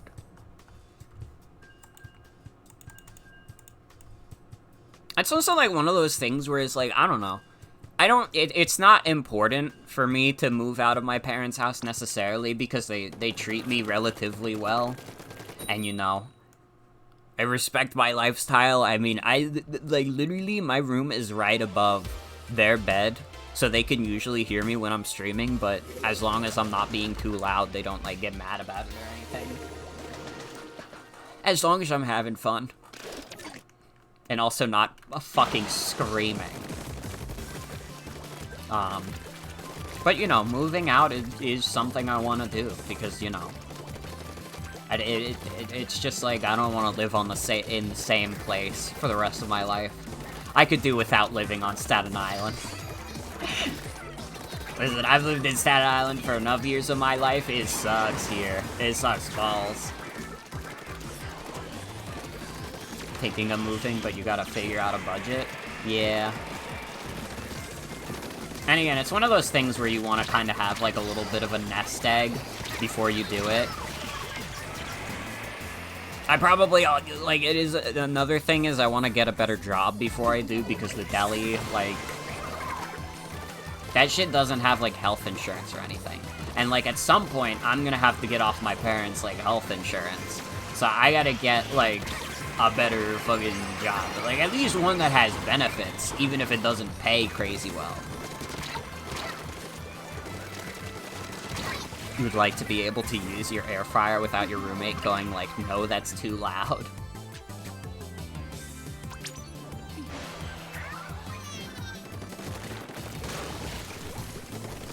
Air fryer is maybe one of the Earth's greatest creations. Dude, like, definitely, like, moving out shopping, the first thing I'm getting is an air fryer, because the air fryer we have is so good. You can do so much with it.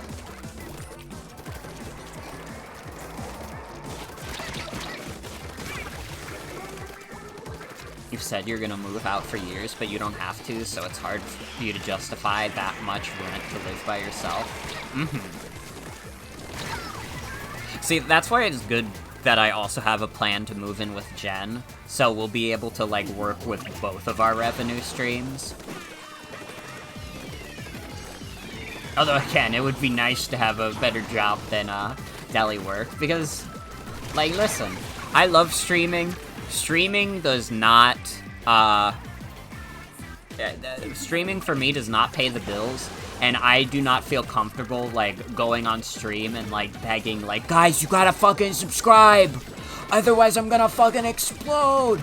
I don't feel comfortable doing that. That just, It feels wrong to me as someone who doesn't, like, my situation is not dire. I don't need that kind of revenue to live. Yeah, you can hit exclamation point explode to make me explode, though.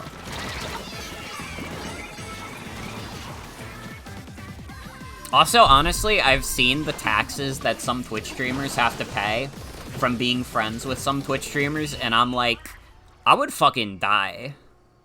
The idea of paying the government, like, tens of thousands of dollars in tax money is, like, insane to me. I'm never making streaming my job. Even if I woke up one day and I had, like, 1 million followers, I would still have, like, another job because I would be like, yeah, but I'm gonna have to pay the government, like, $1 billion. You're lucky because it's automatically deducted for you. 20% and then another 17 every paycheck. I see. Honestly, I like working the deli. Well, I should say I tolerate working the deli. And I could, like, I'm a patient person. I could probably work it for the rest of my life and be fine. If it actually, like, fucking paid well, but I get paid for a part-time position, so it's like, I'm not gonna be able to pay bills with that, you know? I'm not gonna be able to pay for much of anything, and I don't get, like, benefits like healthcare or, like, a 401k or anything. So again, like, I need to get another job. I've been applying to other stuff, but, you know. It's a little rough going in the... It's a little rough going in the job market. Because all these places, they're so desperate for people, they send you, like, shit like, hey, do you want to apply to our job on Indeed? And I'm like, boy, would I. And I send them an application, and they're like, oh. Well, you're not who we want, though. And it's like, why did you contact me then? That sounds like a you problem. That's on you. You were the one who contacted me first.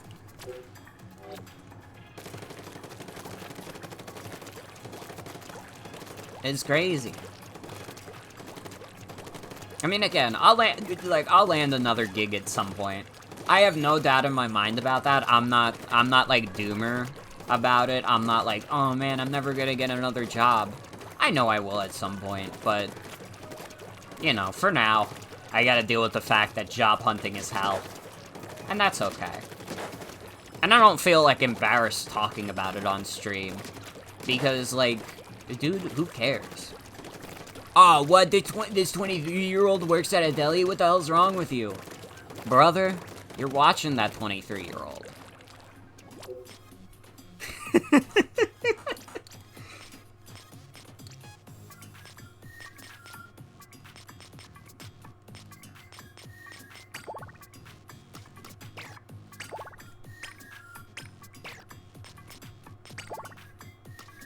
Oh, there we go.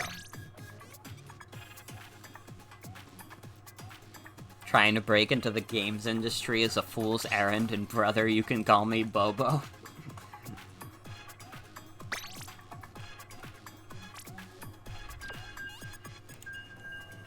If you're judging someone of any age for having a part-time job, you clearly just have your head up your ass, like, literally. Like, it does not matter. If anybody would get on my case for that, like, sorry. It does not fucking matter, though, because I'm living a fine life anyways. And you have to respect that. You have to live with the fact that despite the fact that I work a part-time deli job, I also live a very incredibly nice lifestyle.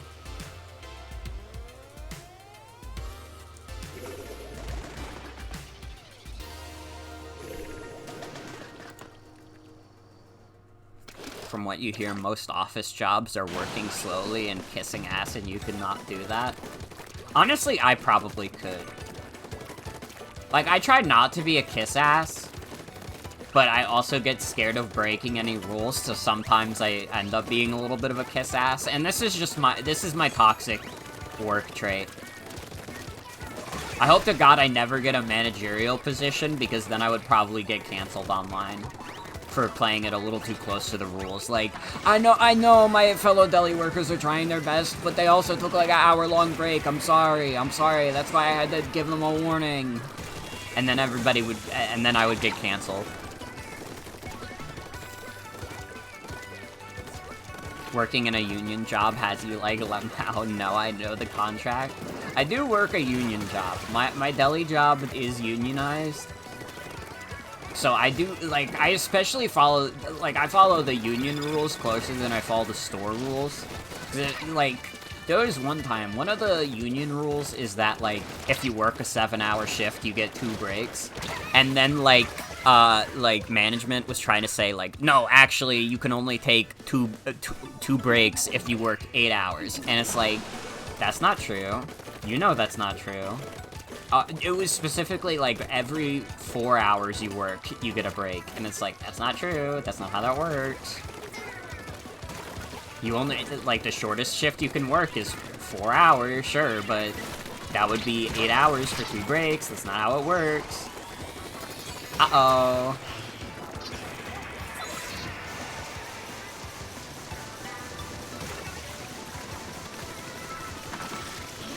Drives you crazy when people go, like, McDonald's jobs are for teenagers, so it's fine they're paid like shit. Dude, like, that, like, even if that was true, like, just fucking pay them, because a McDonald's job is extremely fucking hard. Like, yeah, do teenagers work it? Absolutely, but it's a fucking hard job.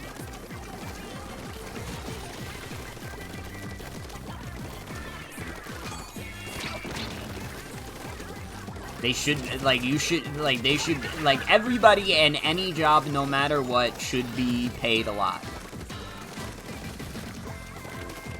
Yeah, no, me and my coworkers pretty casually just talk about our wages with each other.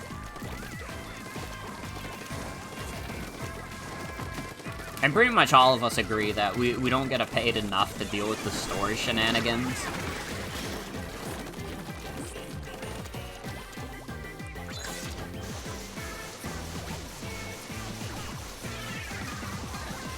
I think a lot of it is the perceived difference between a job and a career is, oh, if it's a job, we don't have to give you XYZ benefits / hours, but if you have a career, it's like, since you're doing this for passion, we can overwork you. Mm-hmm.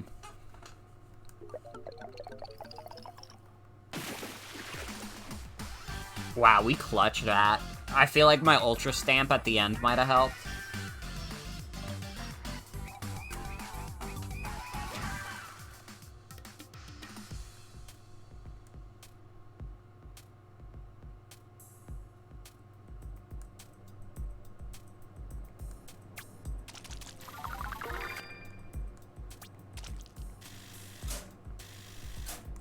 But yeah, this is a working class stream. Just wish your store wouldn't change out the managers all the time or change out the bad ones. Honestly, I'm pretty lucky that, like, the managers at my store are, like, pretty chill. At least they're chill with me. They like me. Actually, it's a funny thing. There was, like, a thing going around today where, like, people were talking about a supposed list. I was told walking in that, like, management was keeping track of a list of people that had currently been perceived as a problem, because there was one person that they were perceived as a problem who they wanted to fire, but then the union stepped in and was like, actually, you didn't write up this person enough, so you can't fire them. Which, you know, I'm glad that's a protection we have, but also that person was pretty bad. So I think management was like, fuck, and they just started keeping an eye on a lot more people, because they're like, they were not happy about that. They were not happy about the fact that they couldn't get rid of this person. So now now they're apparently keeping a list of a bunch of people that are under scrutiny, and I'm not on it because I'm so sweet and cute and everybody loves me. I feel bad for my coworkers that have been caught in the crossfire of that, though. Because really, it is just because, like, one person is kind of a bitch, and they wanted to fire her, but they couldn't. Like, this woman is, like, I've worked with her, she is not a very pleasant individual, but, you know, because the actual managers hadn't written her up enough, they didn't have enough justification to actually fire her. So they couldn't.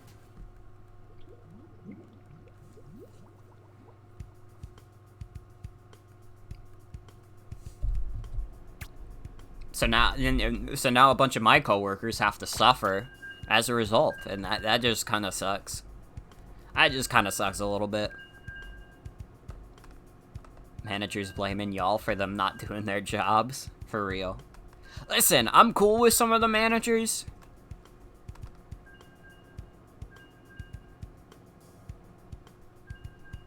But not all of them. Well, no. Pretty much all the night managers that I meet have been, like, relatively chill. I haven't had, like, a problem with them. It might be more of, like, the morning managers.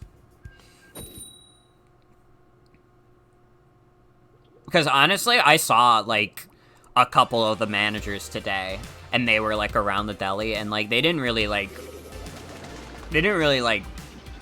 go after any of us. Oh my god, yeah, you should have dinner. It's like 11:30. I should take my meds after this match.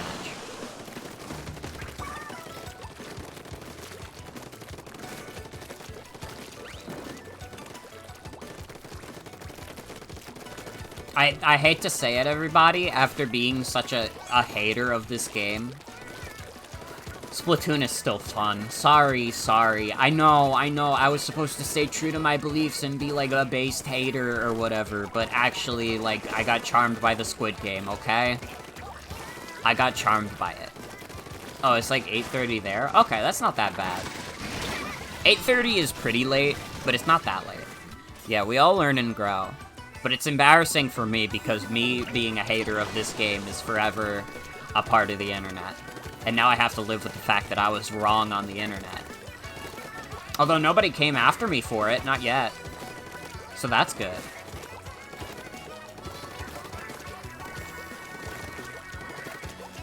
I mean, if you want to come after me for my bad Splatoon 3 opinion, you can. I don't know why you would, because I'm so charming and cute. But that's beside the point.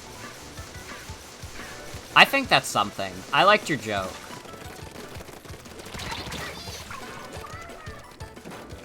Just wait, your call-out post on Morgan will be on the front page of Reddit tomorrow. Dude, if I got called out on Reddit, that would be, like, it wouldn't even matter what I got called out for. That would be, like, the most embarrassing thing that could happen. Joe Biden will release a statement about my hypocrisy. My fellow Americans, I have a dire thing to talk. This is not a Joe Biden voice. This is nothing. I can't talk like Joe Biden at all. I simply lack the years. I have to be, like, at least 50 years older.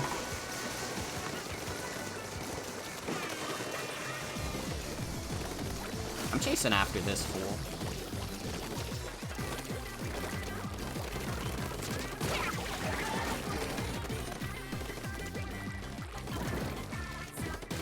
I guess part of it also, I mean, Joe Biden might say it, but I feel like my fellow Americans is a very Obama bit. Like, I feel like Obama was always saying, my fellow Americans. But, like, Joe Biden is more like, I don't know. I don't listen to a lot of Joe Biden speeches. He needs to fucking get, like, can he get rid of the 10K already on the student debt? That would be, like, most of my student debt. Can you just, like, do that, Joe? Like, can you hurry it up?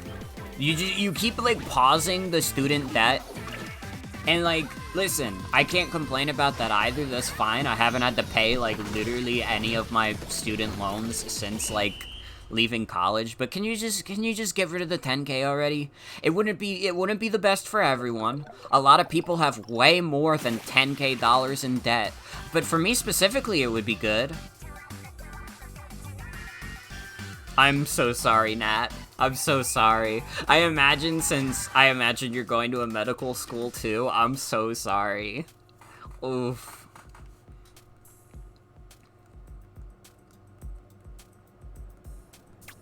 5% of it. You will eventually, but it is... Yeah, that's like a criminal amount to charge anyone. It's fucked up. I got a new badge. Let's go. I'm so good with the sploosh.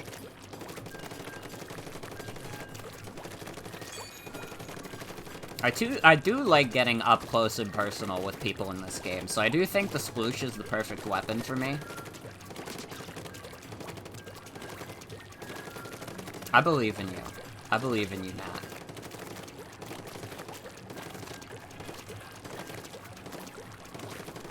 Again, like, my most radical leftist belief, maybe, is that I think college should be just, like, free as fuck.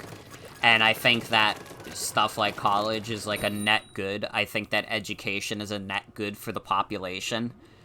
Will making college free fix every problem with the college system? Maybe not. But I think, like, a lot more people would go to college. I feel like a lot more people would come out, like, better educated. I think it would be a net good for society to do it.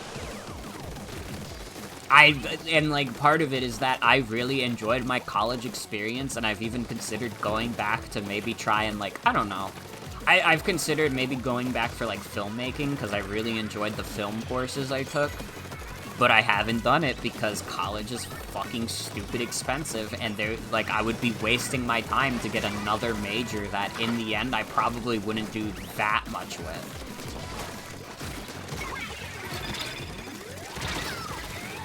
Would like if the taxes went for the improvement of society? True shit. True shit. I'm the most political streamer on Twitch.tv, by the way. I'm more political than any actual politics streamer. Because like, actual politics streamers' opinions are like, hey guys, I would like to do a stream about the war on Ukraine. Would you guys like to hear about my, like, me talking about, like, the war on Ukraine as if it was, like, celebrity drama?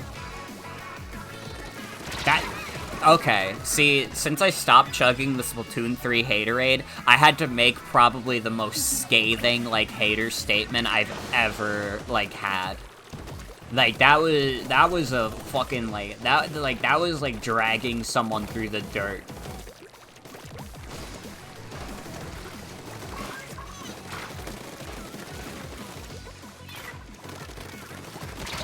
Had a nice chat with a welder neighbor yesterday? Hell yeah. Unironically love spending a third of your life in school. So glad you're out of school. You were a solid student, but you never want to go back. School was definitely, like, very stressful. I just, like, I liked the social aspect of college a lot, and I also liked doing, like, weird classes where I would learn all kinds of shit. Like, being an English major was very good for that, because a lot of, like, random shit that I would never learn about otherwise were just like, yeah, you could take this as part of your requirements. I feel like I had a very diverse palette. I took an African-American literature course, I took a queer studies course, I took a jazz history course, I learned Photoshop in a course. I learned how to teach a college class in a course. Like, there was so much I was able to do in college. I was able to learn about so many different cultures and, like, how this thing affects that, or how to do this thing. Like, it was fun. I liked doing it. It gave me a greater appreciation for, like, the wider world out there.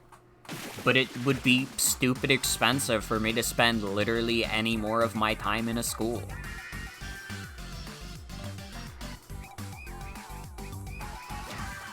Been away from a deli long enough that you can eat rotisserie chicken?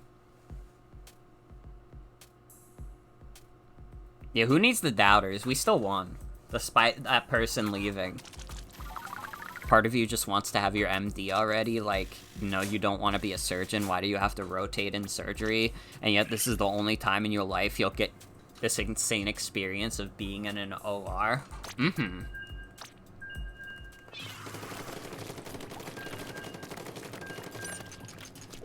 You were in a pretty rigorous CS program and had way too much personal baggage around socializing, so you mostly just did a lot of homework and fucking around on the computer. Now you do the second part without the first. Mm-hmm.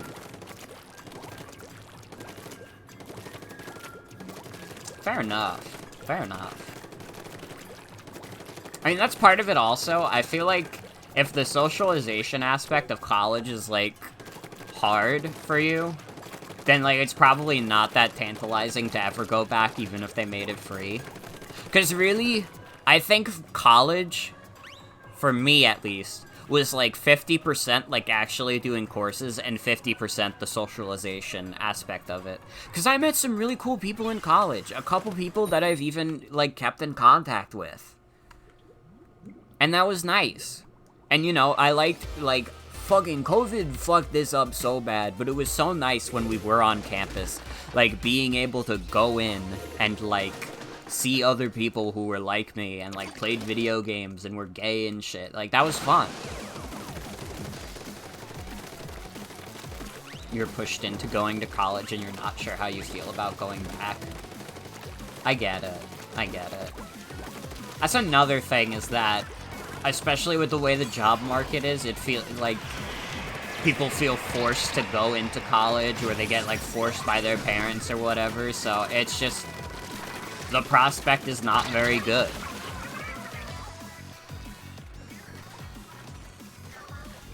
It's a shame. It's a shame overall.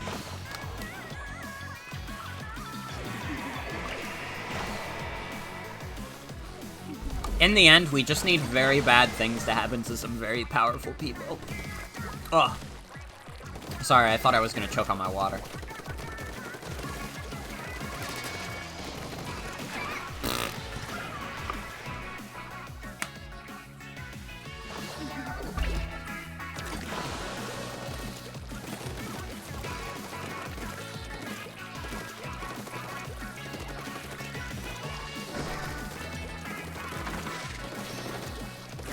See, this is what I also like about this stream. Like us doing serious talks is nice, because it guarantees that while I do not have a strict 18+ rule about the stream, because, like, listen, if I cultivated that kind of audience, what it would really boil down to is that people would be way hornier in chat.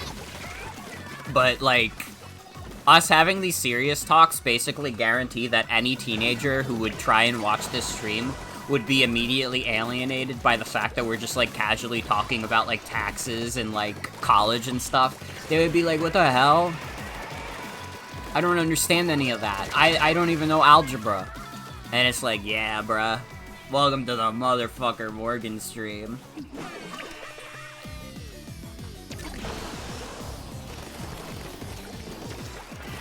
Yeah, all the adults watching are like, oh shit, student loans, get a boner.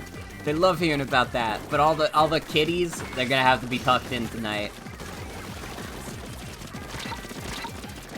Better take your sensitive aspect to ninja.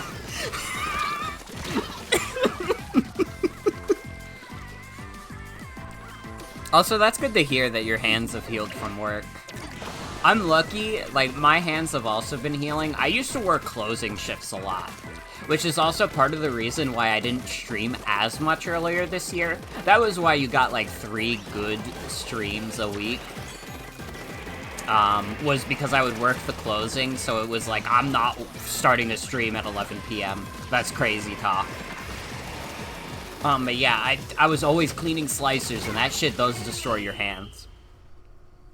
You can do your best to be as careful as possible, and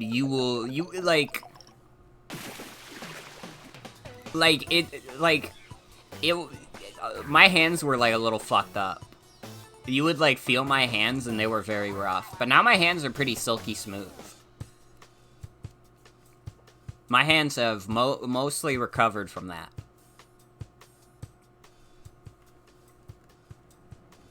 And when I say fucked up, it's like, they weren't so bad that I was, like, bleeding constantly or anything, but you could, like, see scratches and stuff. 100%.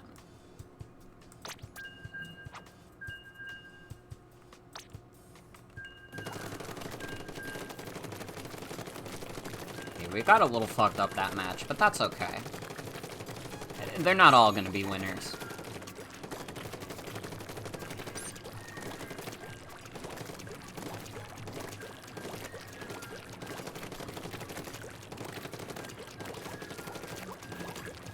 But yeah, I think I found my stream niche in becoming an adult is simply that I'm like I'd like to believe that I'm like nighttime Northern Lion. Not like literally. I don't mean that literally. I do not think I'm nearly as funny as Northern Lion, but I think I think if you're like a teenager watching me, you would probably get really bored, but I feel like if you're an adult, we're on like the same wavelength. You like hear the shit I'm saying and you're like, that makes sense to me. You know what? You're kind of right though. That's the kind of person I want to be. I want to be boring to teenagers, but for all the adults, like, yeah, it's like a stream to fold laundry to. That's the perfect niche to have. Chocolate milk sounds good.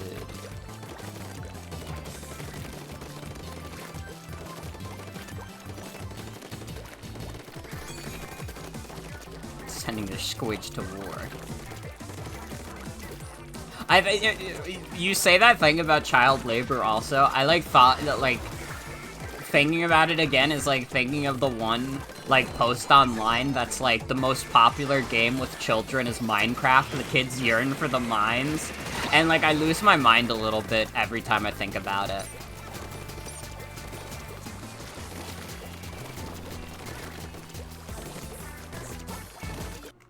I think it's also fine for me to say these kinds of things also, because like I don't think a lot of teenagers watch me, and like when there's a teenager in chat watching me, like you can always tell. Like I hate to say it, and like they're usually like respectful and stuff, but you can always kind of tell. A child in a Twitch streamer chat always like, you know, they always try and grab the attention of the streamer. They're more prone to the one-liners and, like, bad, like, knock-knock jokes. Because it's like, oh, but the streamer might read my message, though. And then they get really bored if you don't.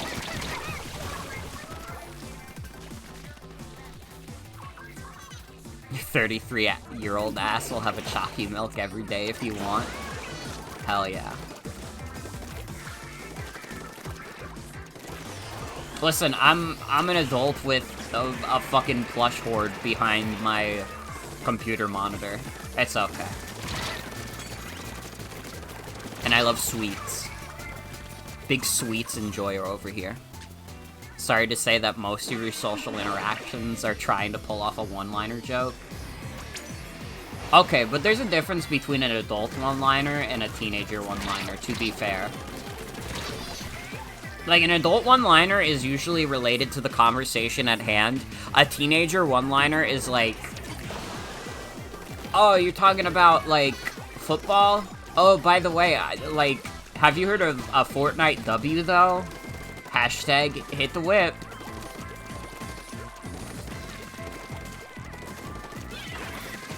See, I'm doing a really good job of alienating anybody, like, under the age of 18. This was always the plan. Got the Volcarona plush? Hell yeah. Hell yeah. I have quite a few Pokemon plushies at my plush hoard. I have Murkrow and Honchkrow, because Murkrow is my favorite. I have Halo, Corviknight, I thought I had more. Victini. I have Victini. I love Victini. I have Mudkip. I have a Luigi Pikachu. Circles around to being a parent joke, so I get to alienate the parental crowd. Yeah, sorry. This is for like r/childless members only. Sorry. Although, no, I bring in the parent crowd because I'm playing, like, baby Nintendo games, and they're like, oh, I have my kid play, like, Super Mario. Because that's the only game that's not too violent for them. So no, it's fine. Actually, we still keep in the parent crowd.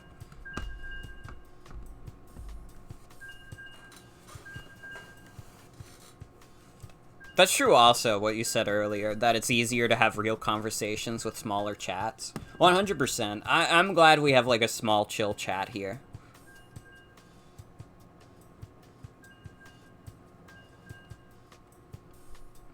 The Sitting Cuties plushies being, like, 15 a pop is really good. I have quite a few of those. Pretty much all the ones I have are, except the Corviknight. There are a lot of parents in the pets community, because it skews older and it's all so sweet. They talk about introducing their kids to pets sometimes. That's awesome. You're Sitting Cuties and blacked out. It's all good. That's awesome.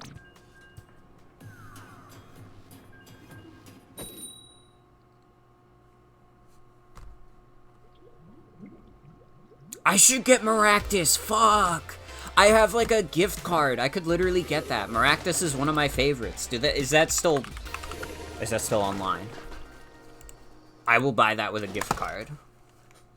Because I have like a $50 gift card burning my pocket from my birthday, and I'm just like, man, I hate using gift cards now. Like, having, like, an actual debit card is, like, I never want to use gift cards. Because it's like, oh, but I gotta save it for the exact right moment. And then it's like the right moment never comes because the right time to use it is never because I have a fucking debit card. And it's just generally better to use feasible money.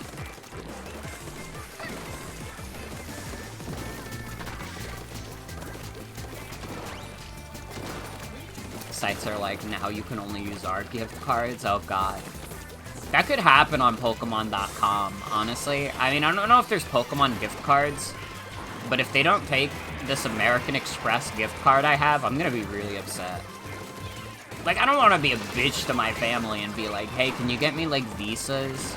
Because I know, like, Visa is generally the safest one. Most stores take Visas. But, like, if I get an American Express gift card, I don't want to be, like, an asshole and be like, oh, you got me this $50 American Express one? Why would you do that? You could've gotten me a better one, though? Because that's, like, such an asshole thing to do. It's, like, it's the thought that counts, you bitch. But it's also, like, damn, there's so many stores that don't take this. Yeah, vendors hate American Express. Which sucks for me, because I'm always getting American Express cards. Been fighting the urge to become a plushie collector, but you feel this is a battle you will eventually lose.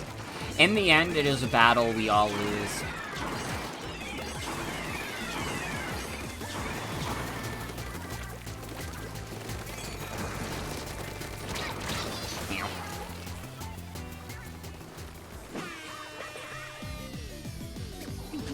Fuck, I also gotta see, I need to check my bank account, see if it's reasonable for me to purchase Cadence of Hyrule, because, like, I'll buy it now for the 40. Because I don't need that price being stupid in, like, 5 years, and then it's like, oh, I wanted to play this game, but now it's, like, fucking impossible. I mean, I'll probably play it soonish, to be fair. I'm almost done with Miitopia, so I could use another Switch game to play.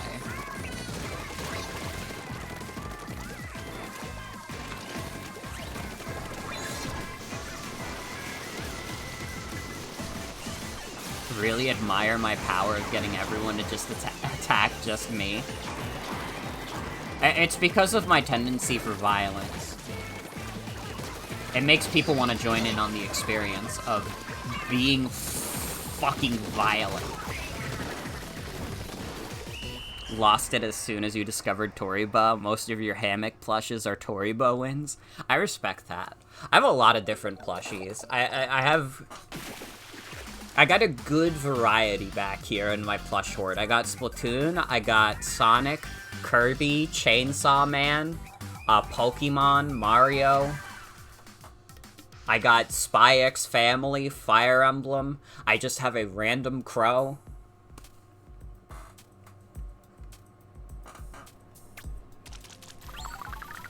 You could get a Tangle and Whisper plush and you could make them hold hands and it would be nice. This is so real. been working on making the background of pictures you took of your Maractus plush transparent so you can make them into a gif of it dancing. That's awesome. And if you could do that, that would be dope. You have a single Nendoroid and it is Hamparo. Being an adult kicks ass. It really does. When Gen 5 Sitting Cuties got announced, multiple people congratulated you on account of Maractus. Fuck yes. Maractus is, like, maybe my favorite Gen 5 Pokemon. It's just so charming. It's just a funny little cactus guy who does a dance. How can you not like him? It, like, fucks me up whenever people are like, oh, it's, like, so forgettable. Oh, like, everybody forgets about this one. I didn't. You did. I didn't. Maractus is your favorite Pokemon in the whole entire world forever and ever. That's, like a very enlightened Pokemon opinion, to be fair. It would probably be top 10 for me. It's definitely my favorite of Unova. I don't know what else it would be. I guess Emboar would be pretty up there. Maybe not as much as when I was younger, though, but Emboar is pretty cool. But I think I probably like Maractus more as an adult. No, my favorite Gen 5 Pokemon is Victini. What am I thinking? Maractus is close second, though. But Victini is my favorite. I love that weird chicken fox. Haven't ordered Magnezone Sitting Cutie yet? Fuck yes. Magnezone is dope. Magnezone is definitely a Pokemon that's one of those guys that I appreciate more from playing competitive Pokemon. Volcarona not evolving until level 59 in fucking Unova of all regions was like the funniest prank Game Freak ever pulled. Almost as funny as their prank of making Hydreigon a level 64 evolution in Unova. Game Freak was on some shit in Gen 5. Like, it was a lot of good shit, but it was also like, some of it is just like, you're playing it and you're just like, what are they cooking? What were they cooking with some of this? Like, those evolution requirements are crazy for a game that you could reasonably beat at, like, level 50.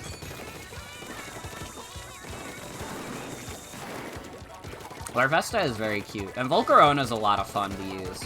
Volcarona is definitely another Pokemon that I appreciate as, like, a competitive player, because Quiver Dance is, like, so funny to play with. I know some people say, like, oh, it's, like, cheap, though, and it's like, yeah, that's the point. I hate to say it, but I'm just gonna be blunt, that's the point. It's funny as fuck.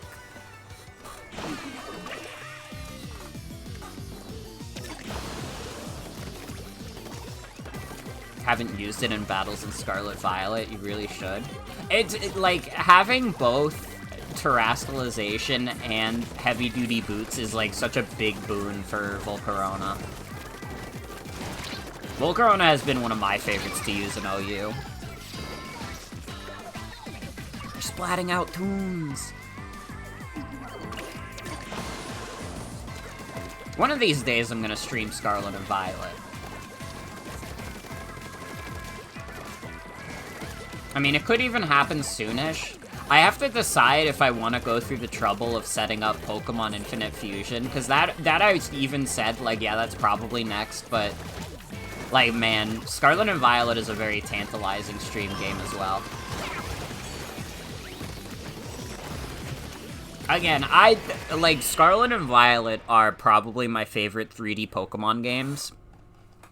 And, like, I know all the problems of it very intimately. There's, like, no fucking houses. The game is very rough and unpolished. But, like, despite that, they made, like, a very fun core game. You know? It shows that despite the fact that Game Freak is put under these insanely, like, straining schedules, you know, they still have, like, great creative minds behind it. Yeah, it feels like it has passion and life to it. Like, listen, Sword and Shield is a much more polished experience, and, like, I even like Sword and Shield to a certain extent, but, like, Sword and Shield feel, like, much more phoned in than Scarlet and Violet did. if I'm being real. It's like going from Sun and Moon to X and Y. I feel like Sun and Moon has more obvious problems than X and Y. But Sun and Moon also feels like they had like a lot more passion going into it. Map change in 2 minutes? Uh-oh. Yeah, I'm wishing all devs at Game Freak are very unionized, because they're very talented. They clearly still have a lot of passion, despite the very straining developments. I wish nothing but the best for them.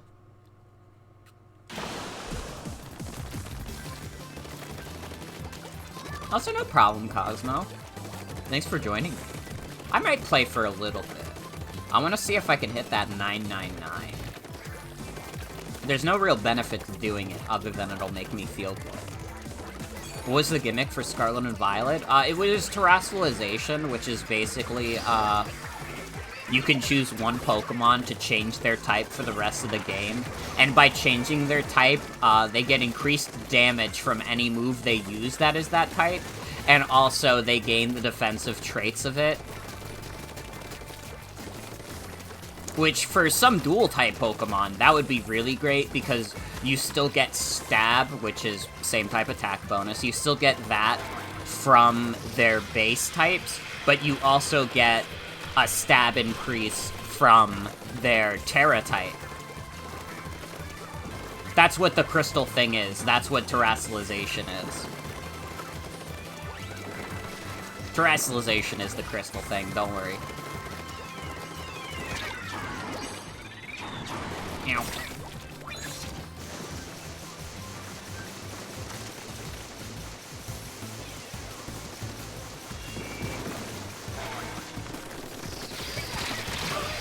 We traded there, but that's fine. Oh, you could be thinking of Z crystals, maybe.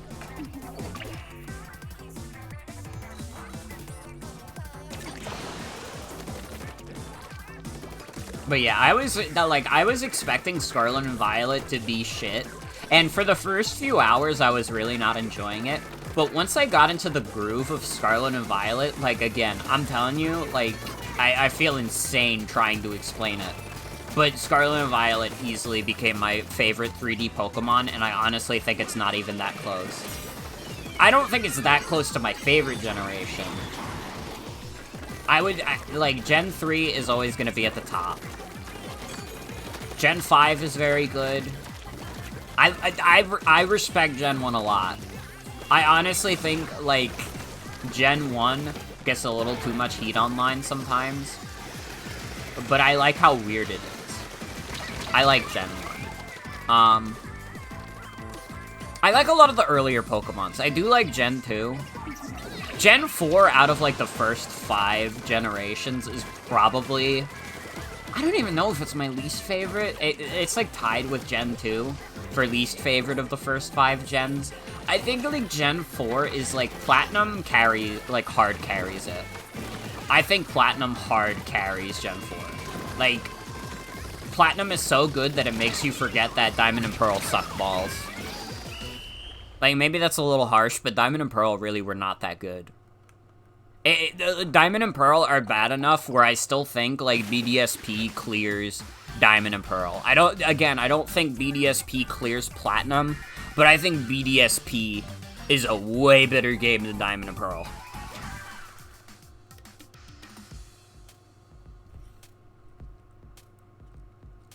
HGSS is why Gen 4 is truly powerful. HGSS is pretty good. My main problem with Gen 4, always and forever, is that it really is just, like, damn slow. It really is a very slow generation. And, like, being a Gen 3 fan, like, Gen 3 is much more snappy, you know? What's the difference between the two colors of each Pokemon game? That's pretty easy to explain. It's like, you get different Pokemon, and sometimes you get story differences. Like, Ruby and Sapphire have different, like, villains. They have different legendaries and stuff that you catch. It's, like, a lot of small differences, mostly. And, like, honestly, they really only still do it because they want to sell more copies, but, There's some differences. It's not much, though. It's like, if you buy, like, Pokemon Scarlet and you don't buy Violet, you'll still pretty much be getting the full experience. You don't need to worry about that. Your friend borrowed your Platinum game and accidentally gave you a Diamond game back and you didn't realize until years later once he had sold his DS collection? That's so sad.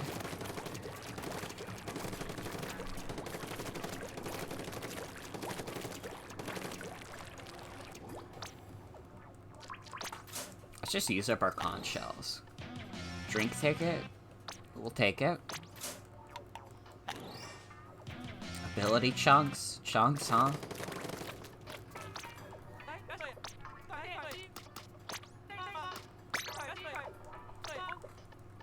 Oh, don't override it. You've been playing it with poison types only and making use of the one boon of Stunky is here? Let's go. Very fun to take on Commander Mars with just a Badoo and Zubat? Fuck yes.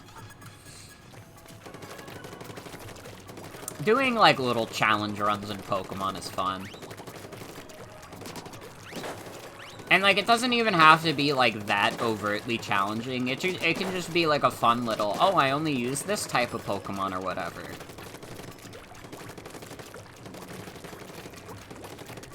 Honestly, and this is, like, not to disrespect anybody that does this, I've kind of, like, fallen off the Nuzlocke challenge hard. Like, ironically, after watching a lot of, like, Pokemon challenges, because, like, the idea of, like, min-maxing, like, the Nuzlocke challenge, like, when I saw a lot of that, it was, like, it was interesting to learn, but now the idea of going back and playing a Nuzlocke is, like, immediately less interesting to me.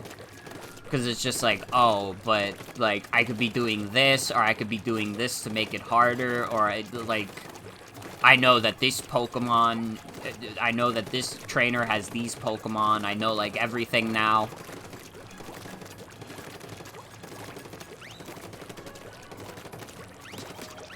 It's just like, listen, I respect it as high-level play. The idea of doing it myself immediately makes it less tantalizing. I still, like, maybe one of these days want to do a Nuzlocke on stream, but I am not gonna take it very seriously. That shit is gonna be, like, it'll be, like, literally any other stream I've ever done. The only difference is that Pokemon fucking explode. That'll be the only difference. I won't be doing any calcs, I won't be, like, being like, oh, I have to prepare so much for this gym. It'll literally just be like, fuck it, we ball. Vote to unexplode. Honestly, that could be kind of funny. Like, as, like, a Twitch, like, viewer incentive, it could be, like... That would be a funny as fuck idea. Okay, so, at the end of each gym, if we have a Pokemon that died, at any point in the run, we could have it so... It would require multiple Pokemon to die, but we could do a thing where, like, each time we do a gym, you can vote on one Pokemon to kill and one Pokemon to revive. Because that sounds funny as fuck. So, like, people could keep insisting. Also, I know Cosmo. I'm just kind of idling right now. It could be like Pokemon Survivor, yeah. And thank you for playing, Cosmo, for real. It was a lot of fun. Life or death for Berry Boy? Death, death, death, life! I was trying to think of what I wanted to do. I wanted to go and get some of my catalog stuff. Where the fuck do I do that again? That is the general store. That could be, like, kind of funny as, like, a stream idea.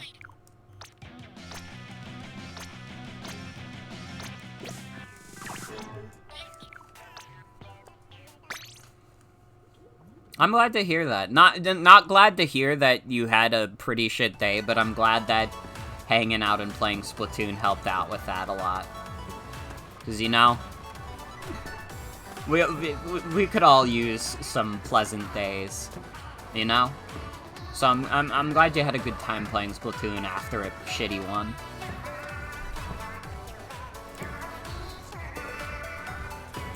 It's a nice chill stream. I'm glad.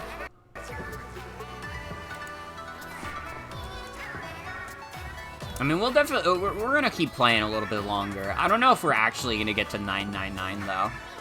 But I have found the fun with Splatoon again. I must admit. After like not getting it for a bit, I'm like having fun with it again.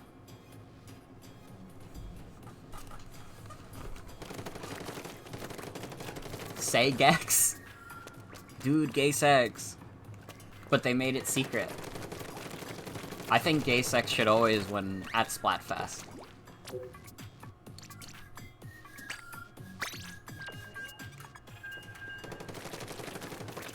Also, I didn't see gay squid art, but I did see a Zelda squid art. 50 Cloud EXP a piece is rough. Yeah. We would have to win a lot of matches in a row to get to 999.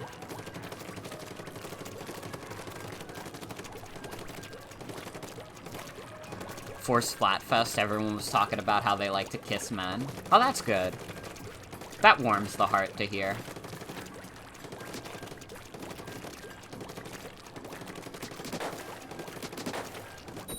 It's kind of weird also talking about that with Nuzlocke, but ironically, I enjoy competitive Pokemon a lot for that exact reason. Like, figuring out the optimal strategies to deal with certain things with, like, teams and such, and building, like, the ultimate, like, team of a certain style is, like, that's really fun. And, I mean, I guess part of it is also that there is no such thing as the perfect team in competitive Pokemon.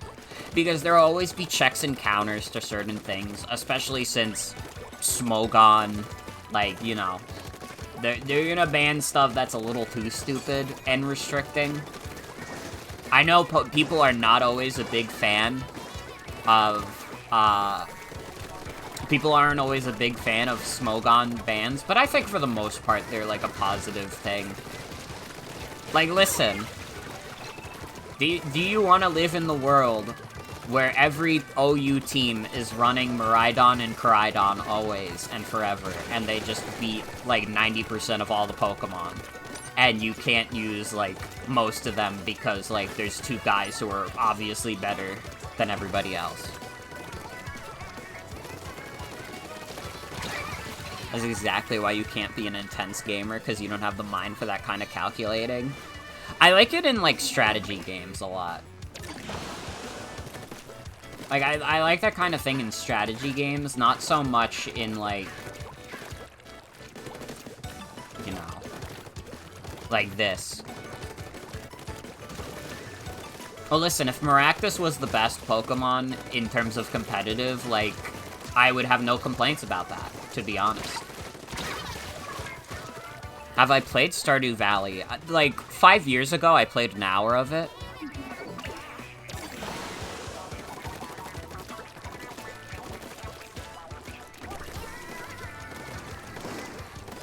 I think, like, also, for people who think competitive Pokemon is a little restrictive because it's like, oh, I can't use my favorites, well, you probably can, it's just that you have to find the right tier for it.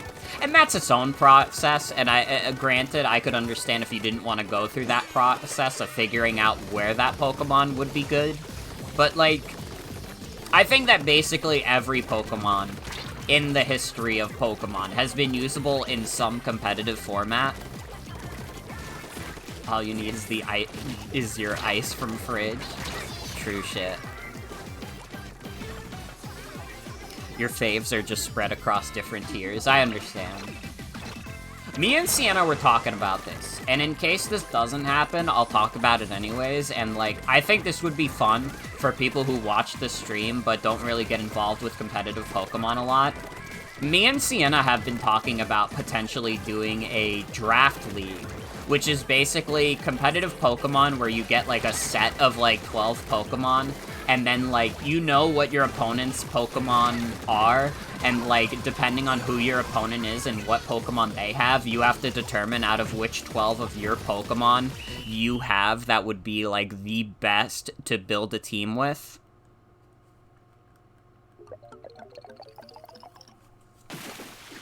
It could happen. We've been talking about it. We want to make it happen, but in case it doesn't, I'm putting the idea out there.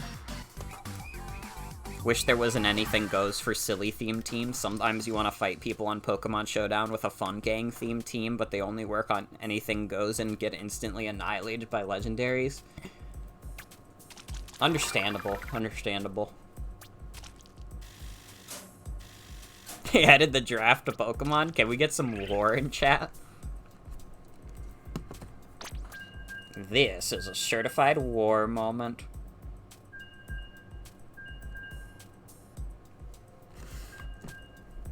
Guys, you gotta stop starting the war of puppy dogs and kitty cats. I think I added another command. Fuck.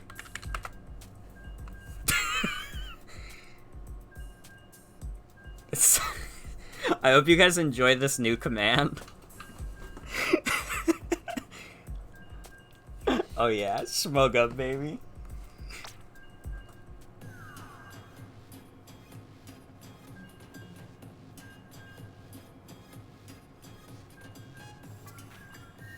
Please add a Weed 2 command. Okay, I'll try and come up with something for Weed 2.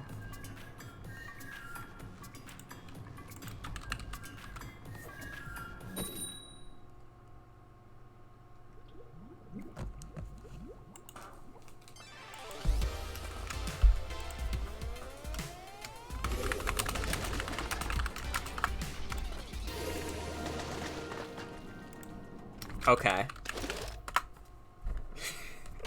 There you go. There is no peace, only war. Yeah, I will not add a peace. I will add smile, maybe. Okay, new idea. If you guys are in the Discord server, which if you're not, you can join. It's a chill little community, and also it's the best way to get live updates. In the Discord server and stream suggestions, you guys should just suggest Nightbot commands that are silly, and I'll do something with them.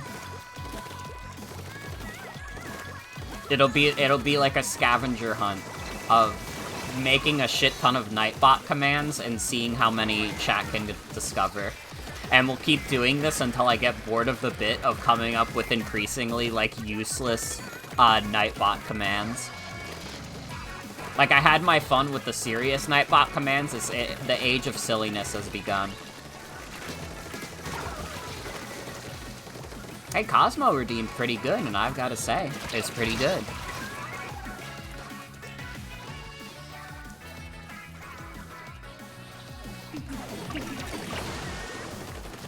Fuck, the bot, I think I just read your suggestion for Weed 2, having it just respond with the Peggle 2 emote. That's like an inspired one. I should have just done that. Fuck, you're right. That kind of is better than Spot the White Elf, even though Spot the White Elf is really good. Reference to a classic post.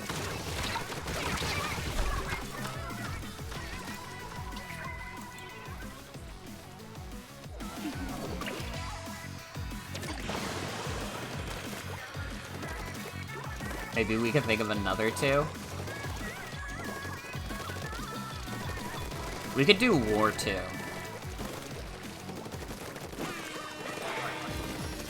Also, I checked my checking account, so you know what? If this Cadence of Hyrule listing is still up, we will buy it now. And maybe one day you'll see me stream Cadence of Hyrule, but this is probably just gonna be for me. I forgot about it. Exclamation point buy. This is my only game purchase for the week, though, because I told myself I would not be buying a crazy amount, especially because I might be seeing a couple friends soon. I want to have money for them. Credit card number. That's a really good one. Yeah, literally, if you guys are in the stream Discord, which there's a link below, you can literally, like, just put in stream suggestions, Nightbot command suggestions, and I might figure out something to do with them.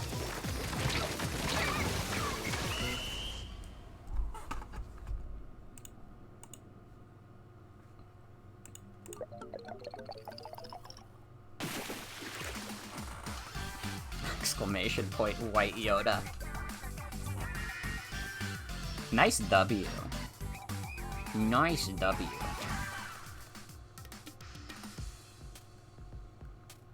You're there, you've just spoken maybe a single time. It's all good. It's pretty quiet for the most part, aside from my own live updates, but I'm okay with that.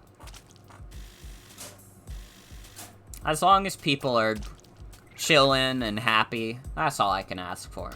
Alright, we got one more match with this EXP multiplier, and then we're gonna have to say goodbye to this team that seems to have been pretty good for us.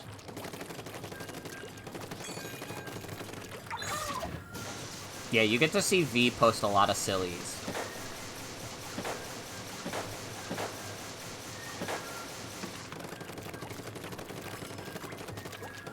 Again, though, it's the best way to get live updates. It's the best way to also get VOD updates, because I recently added a VOD viewer role.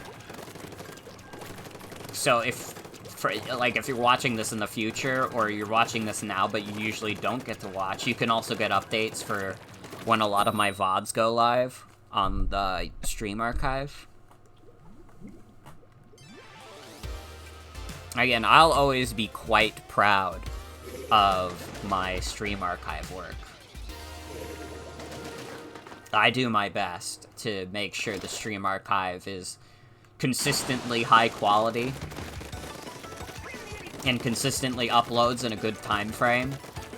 Although I slip in a bit, instead of uploading within 2 days, I've been uploading within 3 days. Sorry. I'm fucking sorry. But it's okay, that's not that far out. Like, I put a lot of value on the stream archive, even though definitely at this point, like, the Twitch is, like... The Twitch is way bigger than my stream archive at this point, but I still consider, like, the people who only get to watch my streams in, like, post. Like, I consider that equally as important as, like, anybody who's able to catch it live. I think that, like, if I'm doing something you want to watch, I want to make sure you're able to watch it, no matter what. You know?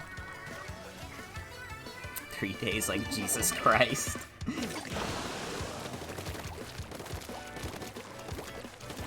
So I'm quite proud of the stream archive. I think I've done a good job of making sure it stays, like, generally high quality. So I'm also gonna plug that here. If you're not subscribed to the YouTube stream archive, go do it, because I put a lot of work into that shit. Like, basically every morning I spend, like, after I do a stream, I spend it, like, making sure a VOD goes up.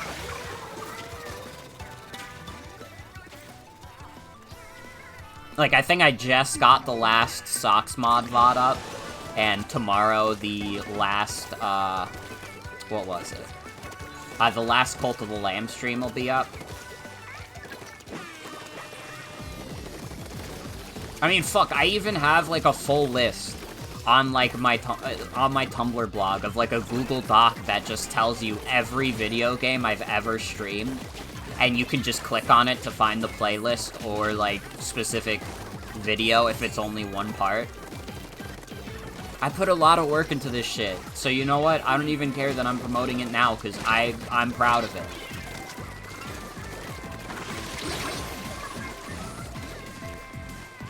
I'm allowed to be proud of the things I've done.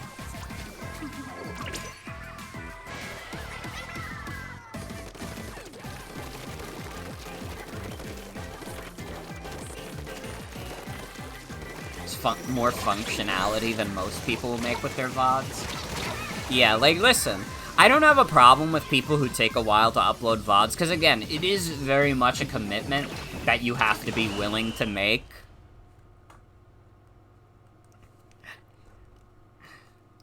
But I like to be very on top of it. I don't want my stream archive to be the kind of thing where I, like, dump, like, 12 VODs at a time. I don't feel right doing something like that. Like, You should be getting, like, pretty close to, like, the live experience. In terms of, like, you know, when it happens. You're not gonna get the exact live experience, because you're not gonna be able to have all these fun chats. But, again, oh, fuck, I meant to quit. Cancel. I need to get more EXP.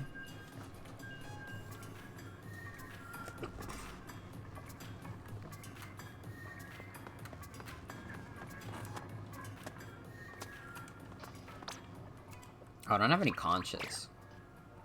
I thought I would have more at this point.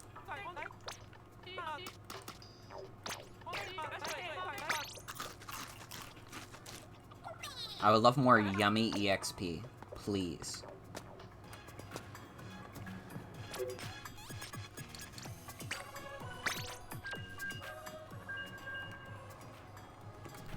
Yeah, I don't have any conches. I feel no remorse for anything I've ever done.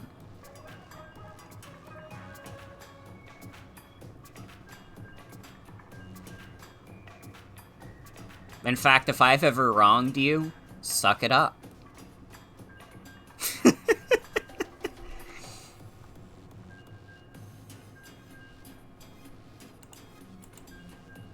Dude, I'm like so fucking collector-brained. I saw like...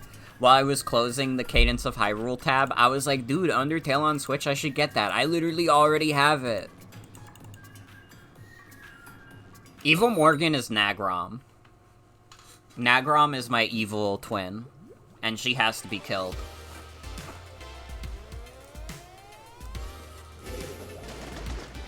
Similar to Dark Link in The Legend of Zelda. And we bring it right back to this. When was the Zelda topic? It was like 2 hours ago? VODs are your favorite thing. You love to listen to things while you do other things.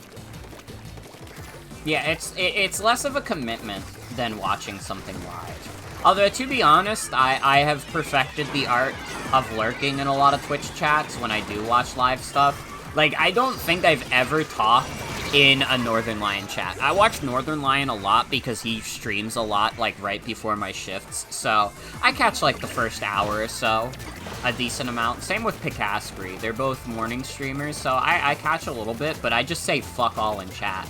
I have no interest in doing that. Like, if you don't want to interact, you just don't have to. If it sucks, hit the bricks.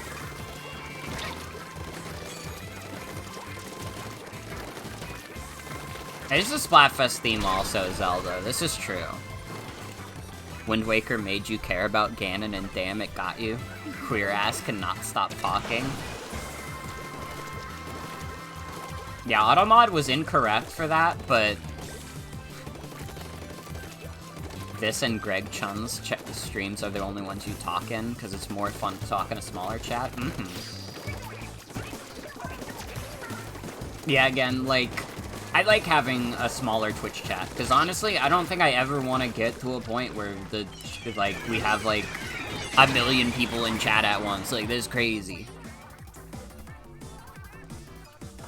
Motherfucker, Morgan streams are beautiful, but you often use them as background noise while making, instead of talking in chat. That's, like, really flattering to hear. Like, that makes me happy.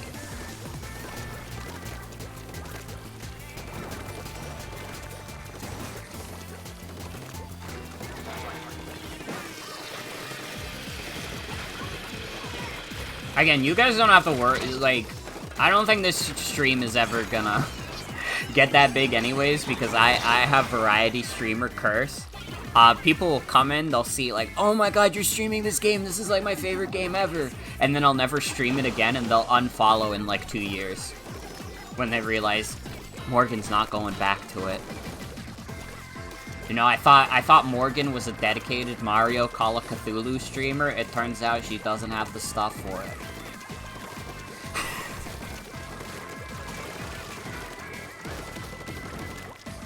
I mean, fuck, again, I've been talking about doing Fire Emblem Awakening soon. And I know for a fact that's gonna be, like, that's gonna be for me and, like, maybe, like, 2 other people, and that's fine. Follow streamers for how cool and chill they are, not for the games they play. That's a respectable way to do it. And that's kind of what I do, for the most part.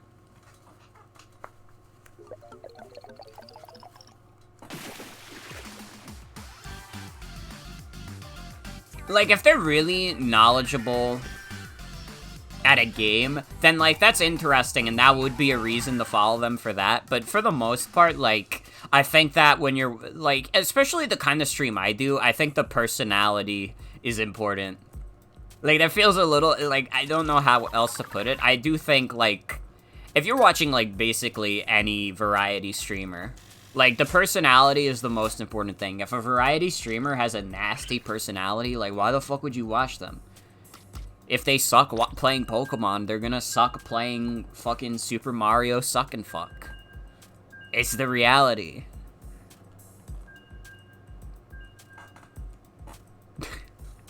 Mario's cock. That would be the abbreviation for Call of Cthulhu, huh? How they manage their chats also matter. You were in a chat, made a typo, and everyone heckled you. See, I'd only do it if it was, like, a particularly funny typo. And even then, like, I wouldn't harp on that for too long, I don't think. Because it's just like, who cares? I make typos all the time when I'm talking to Jen. And it, like, doesn't matter for the most part. As like, you have to come up with a really good typo. Like, oops, I accidentally typed cock instead of, like, pen. Lol. Like, then it would be funny. But if it's just, like, if it's just like, oops, you accidentally put, HM instead of him. Oh, you fucked up. Like, I'm not gonna do that because that's a waste of everybody's time. Like, I knew what the message said anyway. Like, if I understand what the message is from your typo, and it's not, like, a funny typo, then it, like, literally doesn't matter. Like, a lot of the times when people do typos in chat, lol, streamer said doo-doo, laugh. When I see people do typos in chat, like, I'll just read the message how, like, I'm pretty sure it's supposed to be. Because sometimes the typo can be, like, you know, sometimes the typos could be, like, just a wrong word in general, but for the most part, like, if I can get the intent, it literally doesn't matter. At the end of the day. Oh, I got 2 people from that? Let's go. Like, if you didn't fix your typos, it would be like that every time when you're tired, but you usually fix them first. Mm-hmm.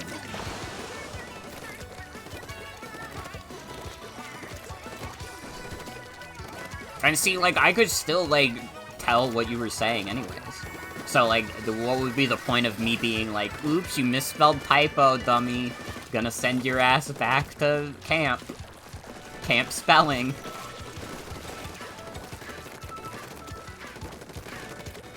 I don't even know if you went to camp in the first place, but now you're going to camp spelling.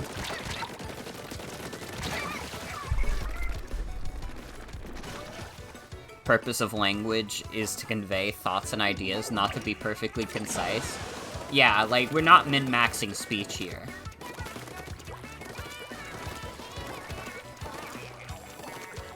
How many times can you typo? Thousands of ways. The world is beautiful in that way. Don't send you to camp spelling. Half of your nightmares already. Oh, you didn't finish a high school class, we're sending you back. Like, honestly, though, I feel it. I have so many school dreams where I'm just, like, randomly in, like, a high school, and it's fucked up. It's like, this shouldn't be happening. I finished college. I have a degree. Brain is still messed up from periodic problems, so you write a wrong word a lot. Mm-hmm. Again, if, like, I can tell the intent of a sentence, then it kind of doesn't matter if you, like, misspoke and used a wrong word or whatever. Again, the most important thing is that you conveyed the right idea. I do think cultivating a good chat is very important also. Like, I don't... Like, again, part of the reason I don't have a strict 18 plus rule is because I feel like a lot of people would see that and be like, ooh, 18 plus, I'm gonna like tell the streamer like, ooh, you're playing Fire Emblem Awakening, can I tell you about how I really want to fuck Tharja? And it's like, no, I don't want to hear that for like the next hour, bro. Come on. Let's do something else.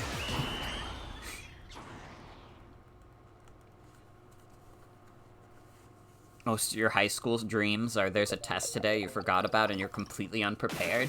A lot of my, like, school dreams are, like, I show up extremely late for a class, or I get, like, lost on campus. Yeah, you can tell me how bad you want to fuck Frederick, though, because that's more of an inspired pick than Tharja.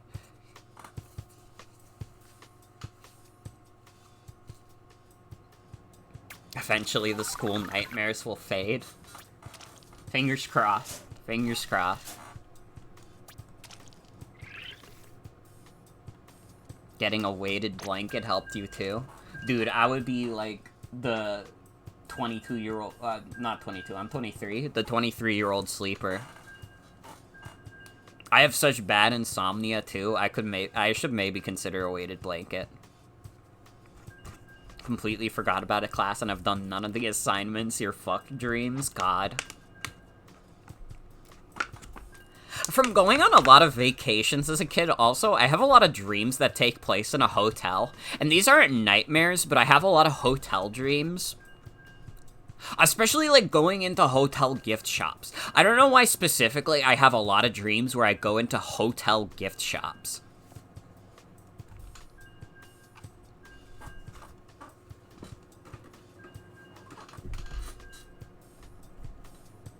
Now your brain goes, the world ended and you're in a new world with humans who speak an alien language, be sad. How many hotels even have gift shops? You have to keep in mind that as a kid I went to, like, Disney World a lot. So, like, a lot of the Disney hotels did. But, I mean, it's also Disney World. I went to a hotel for my cousin's wedding and it was just, like, a random hotel. It wasn't, like, associated with a big brand like that, so it didn't have a gift shop. Nice hotel, though. Nice hotel. Yeah, normal hotels don't usually. But because I went to I went to Disney a lot as a kid, like, I have so many dreams of being in, like, a hotel gift shop. Do have free breakfast, though. Free breakfast is always nice. Your dreams are disturbingly consistent with the themes and subject matter. Yeah, I have a lot of same-ish dreams. And a lot of the dreams I have, even though I'm at a point where, like, money has, like, never been a thing that I have to really think about that much. And part of it is that I've been lucky that nothing's put me in any financial strain, really. But, like, I have a lot of dreams where I'm, like, in a store and I want to buy something, but it's, like, either too much money or I just don't have the money on me. And it's like, I'm an adult now. I have an income. I don't need to worry about this. I live with my parents. I don't have bills to pay.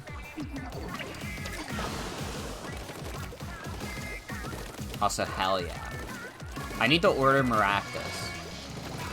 I need to order Sitting Cuties Maractus. Maybe I'll even consider getting another Victini. Often dream about your teeth falling out.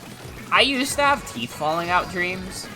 Ironically, the funny thing is that I stopped having teeth falling out dreams once I started going to the dentist again, because there were a few years of my life where I didn't really go to the dentist, because the funny thing is, my mom's really scared of the dentist, so for years she wouldn't take us to the dentist, but she kind of, like, got over that.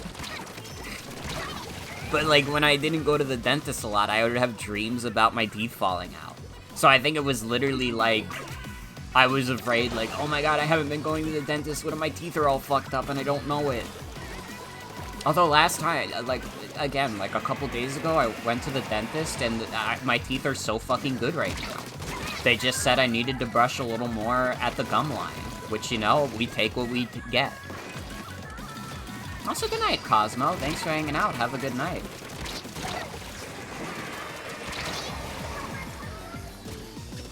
Your mom was too? Mm-hmm.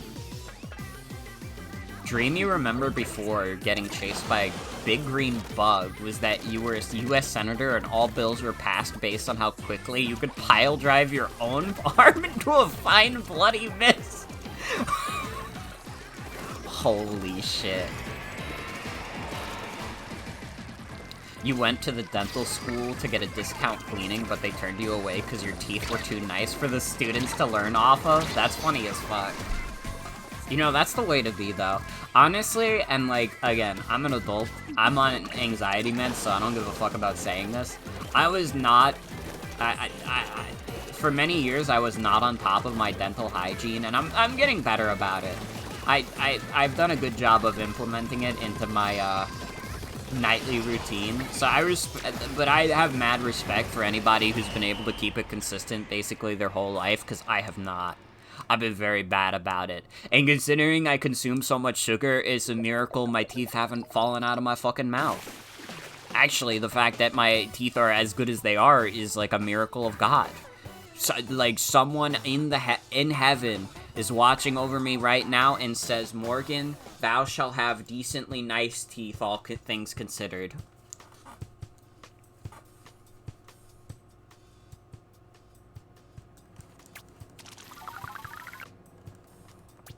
That's fair also. The fresh mouthfeel is always nice. Did such a good job of cleaning your teeth last dentist visit that they gave you a free electric toothbrush. Yeah, wouldn't they want to give that to someone with bad teeth? To be fair.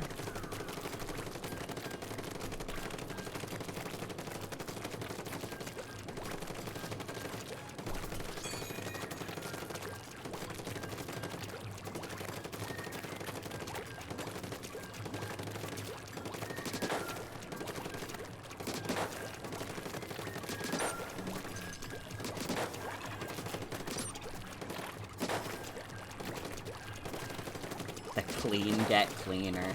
The clean get cleaner. That's true.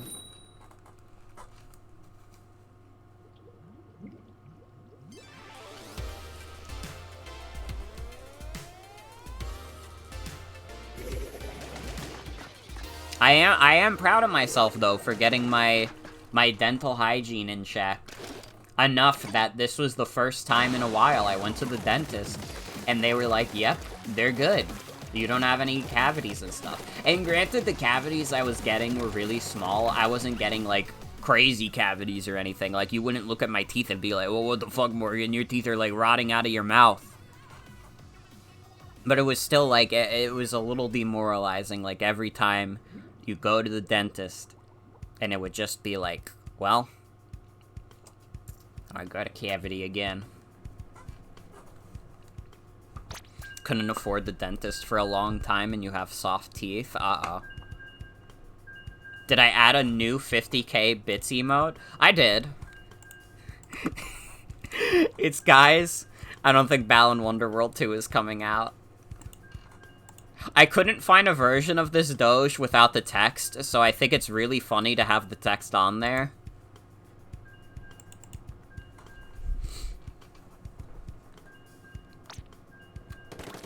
I visited the Balan Hell. Oh yeah, I've played Balan. I was very lucky that, like, Balan was donate. Like, I saw Balan on sale, and I was like, hey, if someone donates the money, I'll buy Balan. And someone did. It was like $12, and like, Balan Wonderworld is like one of the worst games you've ever played if you pay like $60 for it. For me, I paid nothing for it, so it was just like a mid as fuck 3D platformer. I was just like, it's fine. It's not like it like occupies the same niche in my mind as Sonic 06, where it's like, if you pay more than like $10 for this game, I could see why you would think this is one of like the worst things that's ever come out. But I did not, so I'm fine.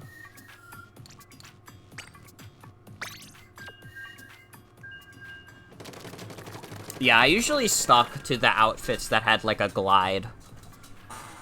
Or like a jump. Your worst anxiety dream was when you forced yourself asleep after accidentally chugging half a box of energy drinks, where you very vividly had God speak to you and instruct you on how to overthrow a specific government with a lot of details? Holy shit.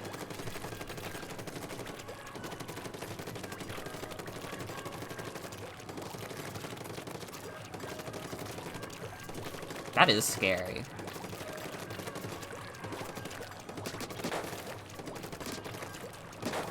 So upset you had to see Balin's hatless form and he's just an anime white guy.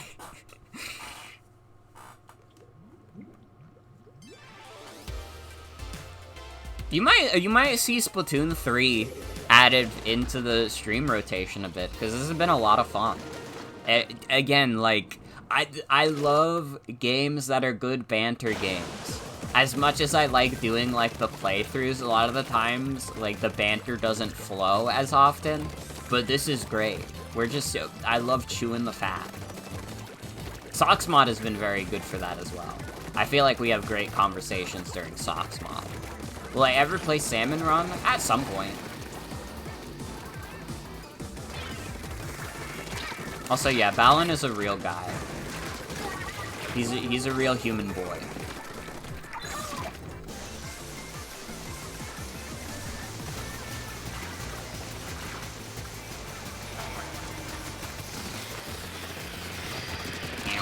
At least I took you with me. Missed what I said about Salmon Run? Just at some point. Not right away, because, you know, Splatfest is happening, but it could happen at some point. It'd probably be more fun if I could get friends involved, which I could imagine if I probably ask in, like, the Discord server and be like, hey, does anybody want to hop on Splatoon? We could play, like, Salmon Run or, like, Turf War or whatever. Some people would probably be like, yeah, sure.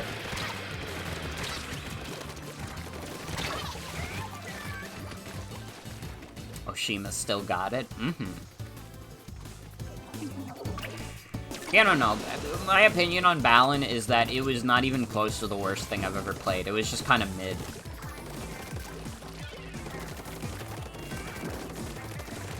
I've played worse 3D platformers.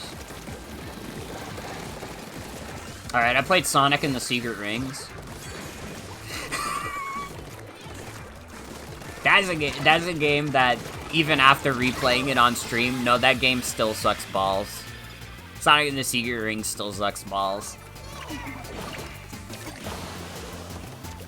I had a better time streaming Sonic 06 than I had playing Sonic at the Secret Rings, is the reality of the situation. Sonic 06 is also, like, again, it occupies the same space in my mind as Balin, where it's like, this is just kind of mid as fuck. But it's not the worst thing I've ever played, and I think my opinion of it is higher because I didn't buy it at launch and pay $60 for a video game that is not complete.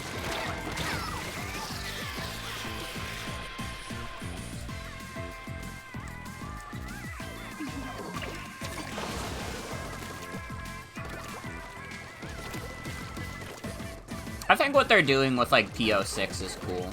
The fan, like, recreation of 06, trying to improve it. I think that's cool.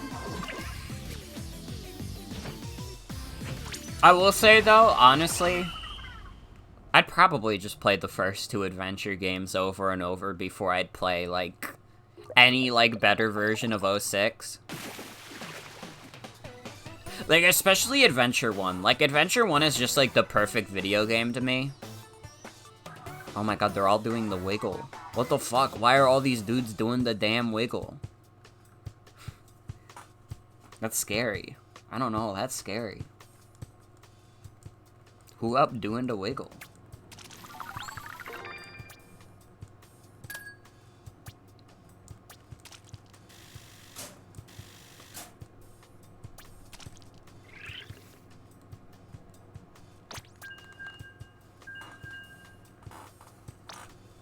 I think we'll play a couple more matches and then I'm done. I don't think we're gonna be able to get past 999. I'm sorry, everybody. We tried our best, but we had too many losses. We had too many losses in the beginning. never could truly recover from that.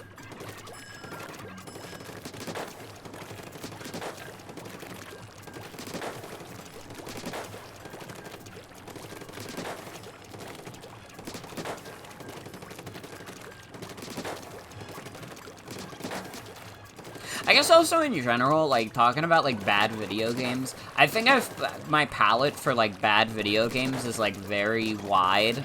So stuff like Balan kinda doesn't even make me bat an eye. Like, listen, I've played a lot of Action 52, I've played a good chunk of Superman 64, I've played shit like Dr. Jekyll and Mr. Hyde. I think I even got a little bit of Big Rigs experience. Like, I've played some truly horrible video games. Although, in a way, those truly horrible video games, those are entertaining in their own right. To be fair. A truly terrible video game has its own entertainment value. Rather than something that's just kind of boring.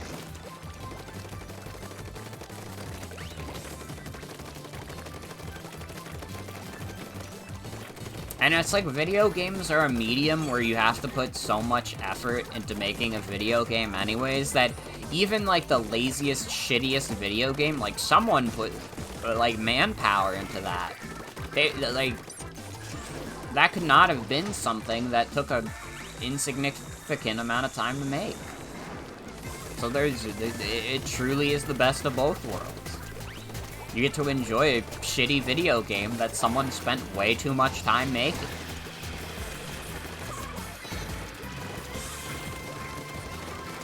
And you can rest easy knowing you didn't waste as much time as the people who made it.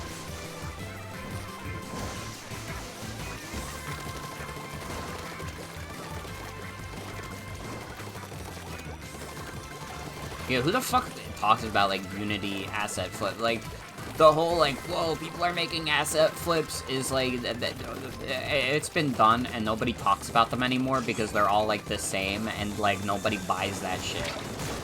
Because we all know the deal with them already.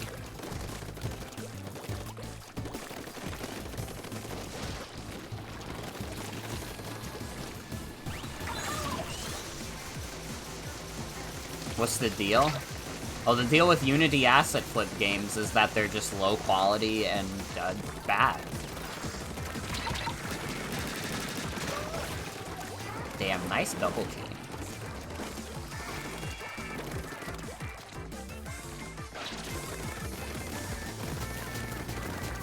Like, for those uninitiated, an asset flip is literally just, like, some guy who buys a bunch of assets off the Unity store, slaps them together in a really low-quality game, and then calls it a day.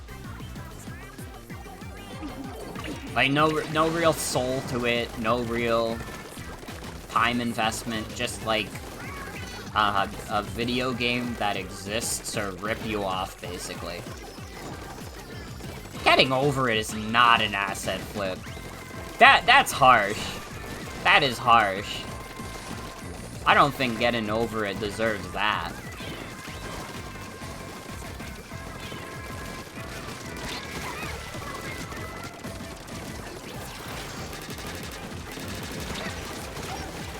More like that one Popeye Switch game? Yeah, that would be, like, a good example.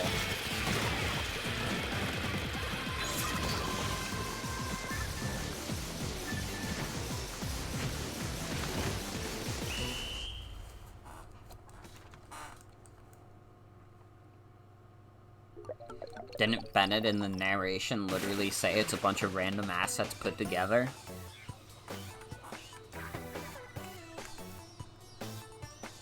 Listen, the fact that there's narration in that game at all already puts it, like, a level above an asset flip.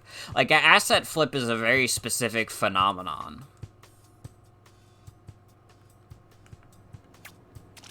Yeah.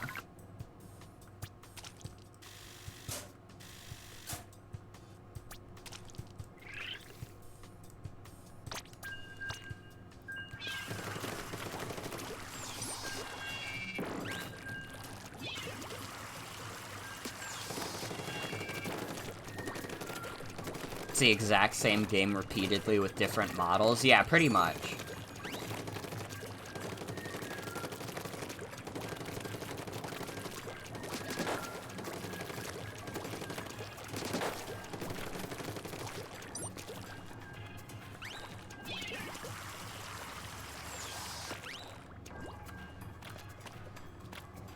I think I got one more game in me, and then I'm gonna fucking go into bed. Because I am sleepy AF. But this was a lot of fun. You know what? I gotta issue an apology to Splatoon 3. I gotta issue a big apology to Splatoon 3. You know? I owe you an apology. I wasn't really familiar with your game.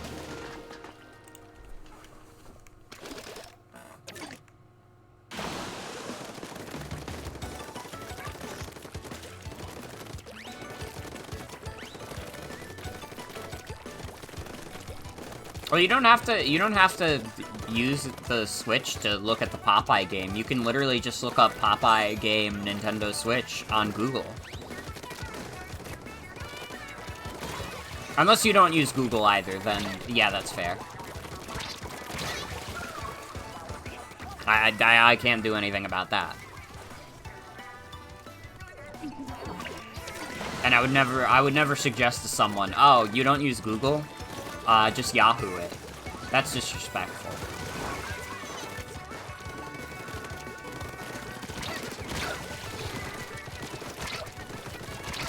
Bing. The dev of DuckDuckGo is like, we do not use Google to me. Holy shit.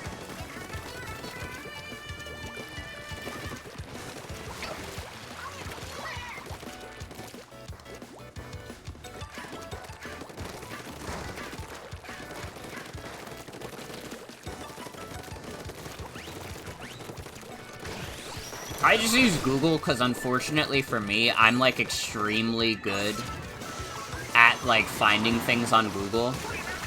Like, I've found Tumblr posts for my friends that they thought were lost to the fucking sands just because I'm, like, really good at using Google. It's, like, kind of my crazy ability.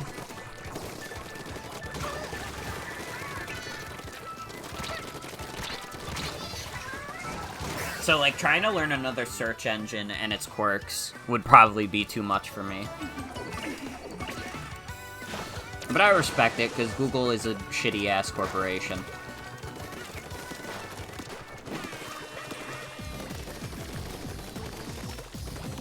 Bro, get your broke ass out of our fucking spawn. This dude.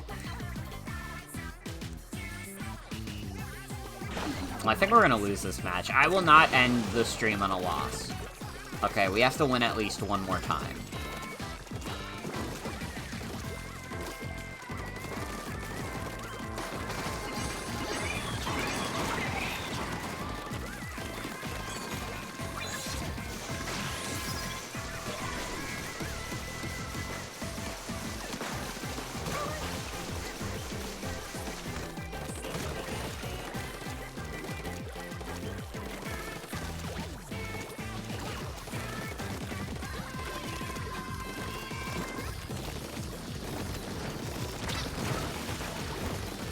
Not seeing how it's an asset flip.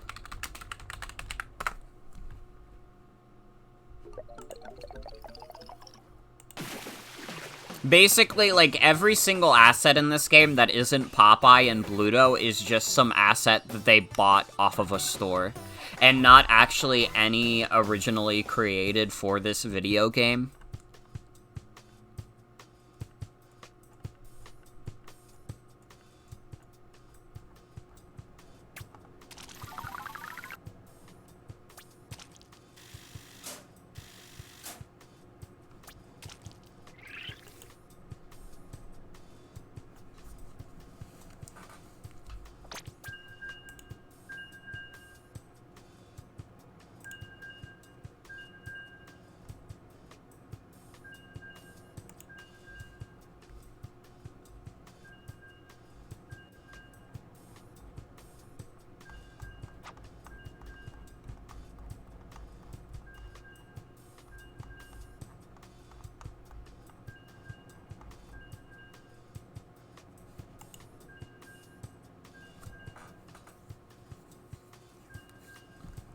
I feel like, like, if you were around in the heyday of, like, Steam Greenlight, you would probably be more familiar with, like, asset flips and such. Because they were fucking everywhere. And it's also one of those things where, like, you probably have to be decently familiar with game engines like Unity and, like, their asset stores to know for sure, like, oh yeah, this is an asset flip. What year was Steam Greenlight? That was, like, 2013 or some shit. That was, like, when I was first using Steam. Oh, fuck, I've been using Steam for 10 years. Jesus Christ. Fuck. It was a long time ago. They stopped using it a while ago. Now you can just pay $100 to get on the Steam store for free, which is why Steam is filled with so much fucking garbage.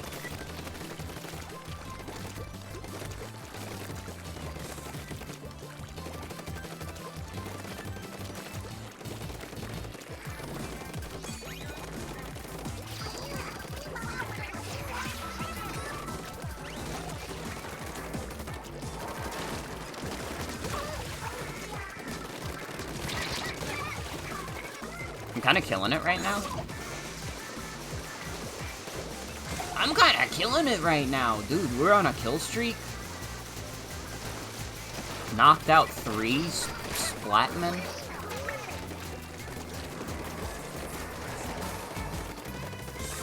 Supposed to stop gaming at 10 so you go to bed at a good time. The temptation of gaming is so strong, but I feel it. I haven't gotten a single tricolor match tonight.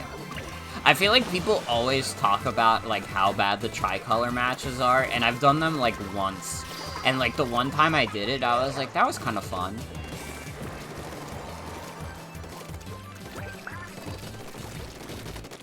I was on the defending team, too, because big mans had to defend a lot, and I was like, yeah, that was kind of fun.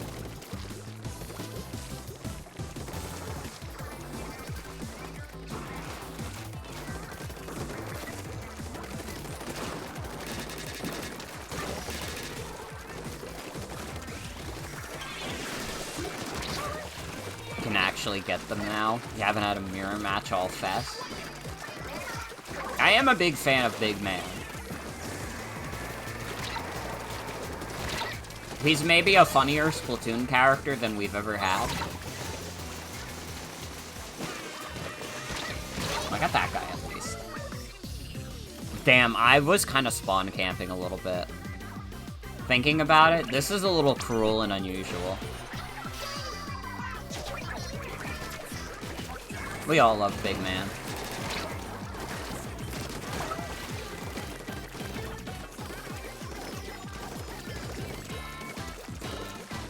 He's gonna play with your friends, but everyone is busy.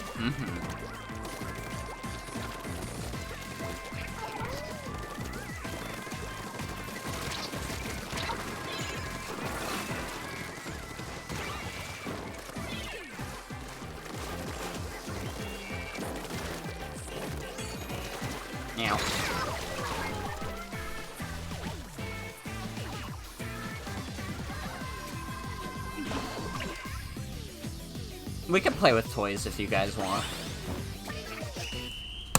Okay, that was a instant victory.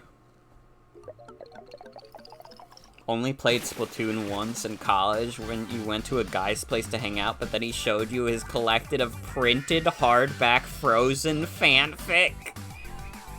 Holy shit.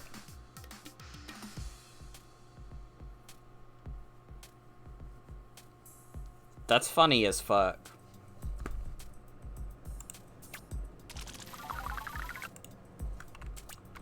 Do you guys like my toy?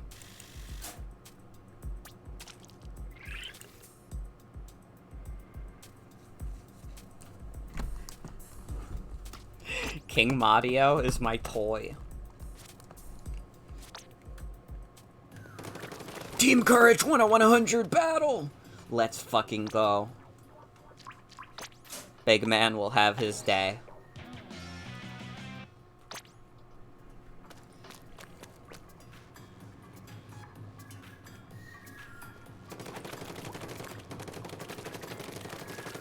Dude, can you imagine if they take the numbers out of the Splatoon usernames? Because they did that with Discord? That'd be fucked up.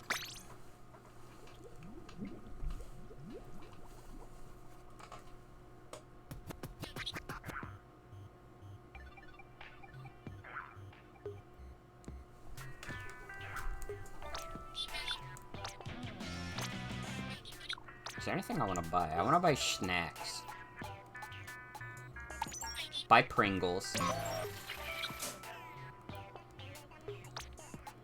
Buy an oil can.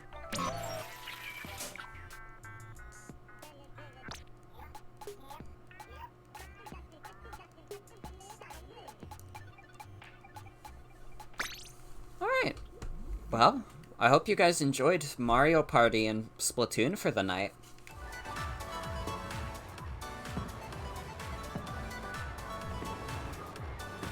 Team Wisdom, Team Courage. Team Courage!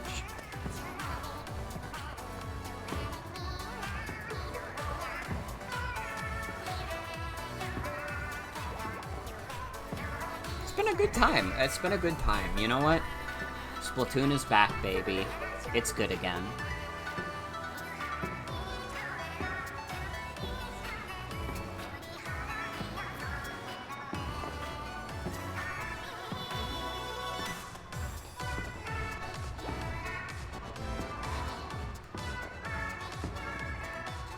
Sorry, I'm just checking out the lobby, see if we got any awesome. We got another Courage. Yeah, that was a tomato hater. I don't respect it. I don't respect it. I just refuse to engage. The fact that they think Marie would be a tomato hater. You think Marie is above pasta? Come on. Get over yourself. You're fucking projecting. What do you mean tomato hater? This fucker was saying that you don't put tomato in anything.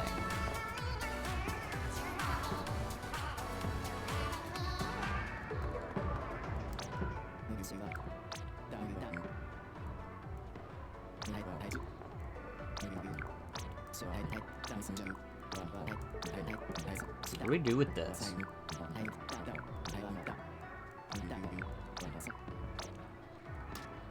Oh, it's this shit. Okay. Shout out to Cephalo Rock saving your ass in Salmon Run. Hell yeah.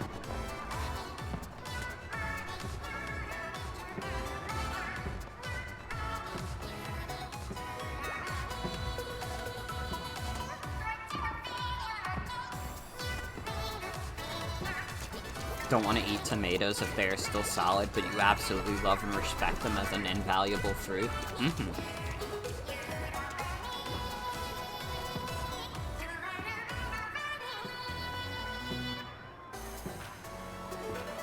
Wait, Callie and Marie didn't even pick my team. Neither of them picked Team Courage. Bro, they hate Big Man. I'm gonna have to unstand. No, I'm just kidding. I still love you, Callie and Marie. You're still the GOATs. Even if I don't agree. Even if morally I don't agree. Alright, well. That is going to be it for tonight's stream. I want to thank you all for coming. Hope you all have a good night and take care. Tomorrow I will for sure not stream. Because this is my third day in a row streaming. I wasn't even supposed to stream today. But I did. So I'm not... If I go live tomorrow, you can all fucking scream at me. I will probably stream Monday. I think we'll probably start Kid Icarus Uprising. We'll see. We'll see. I think that's a good day to start it, though. I'll be starting a little late. I'll be starting around 9, but that's okay. That's okay. And I think Fire Emblem Awakening will start on Wednesday. We'll see about anything else. I don't know when the next Socks mod will be. Again, I don't know if Ender Dragon is happening this week. It might. It might not. I'm not sure. We'll see. Yeah. Have a good night, everybody. Take care. I'll see you again real soon. Bye-bye.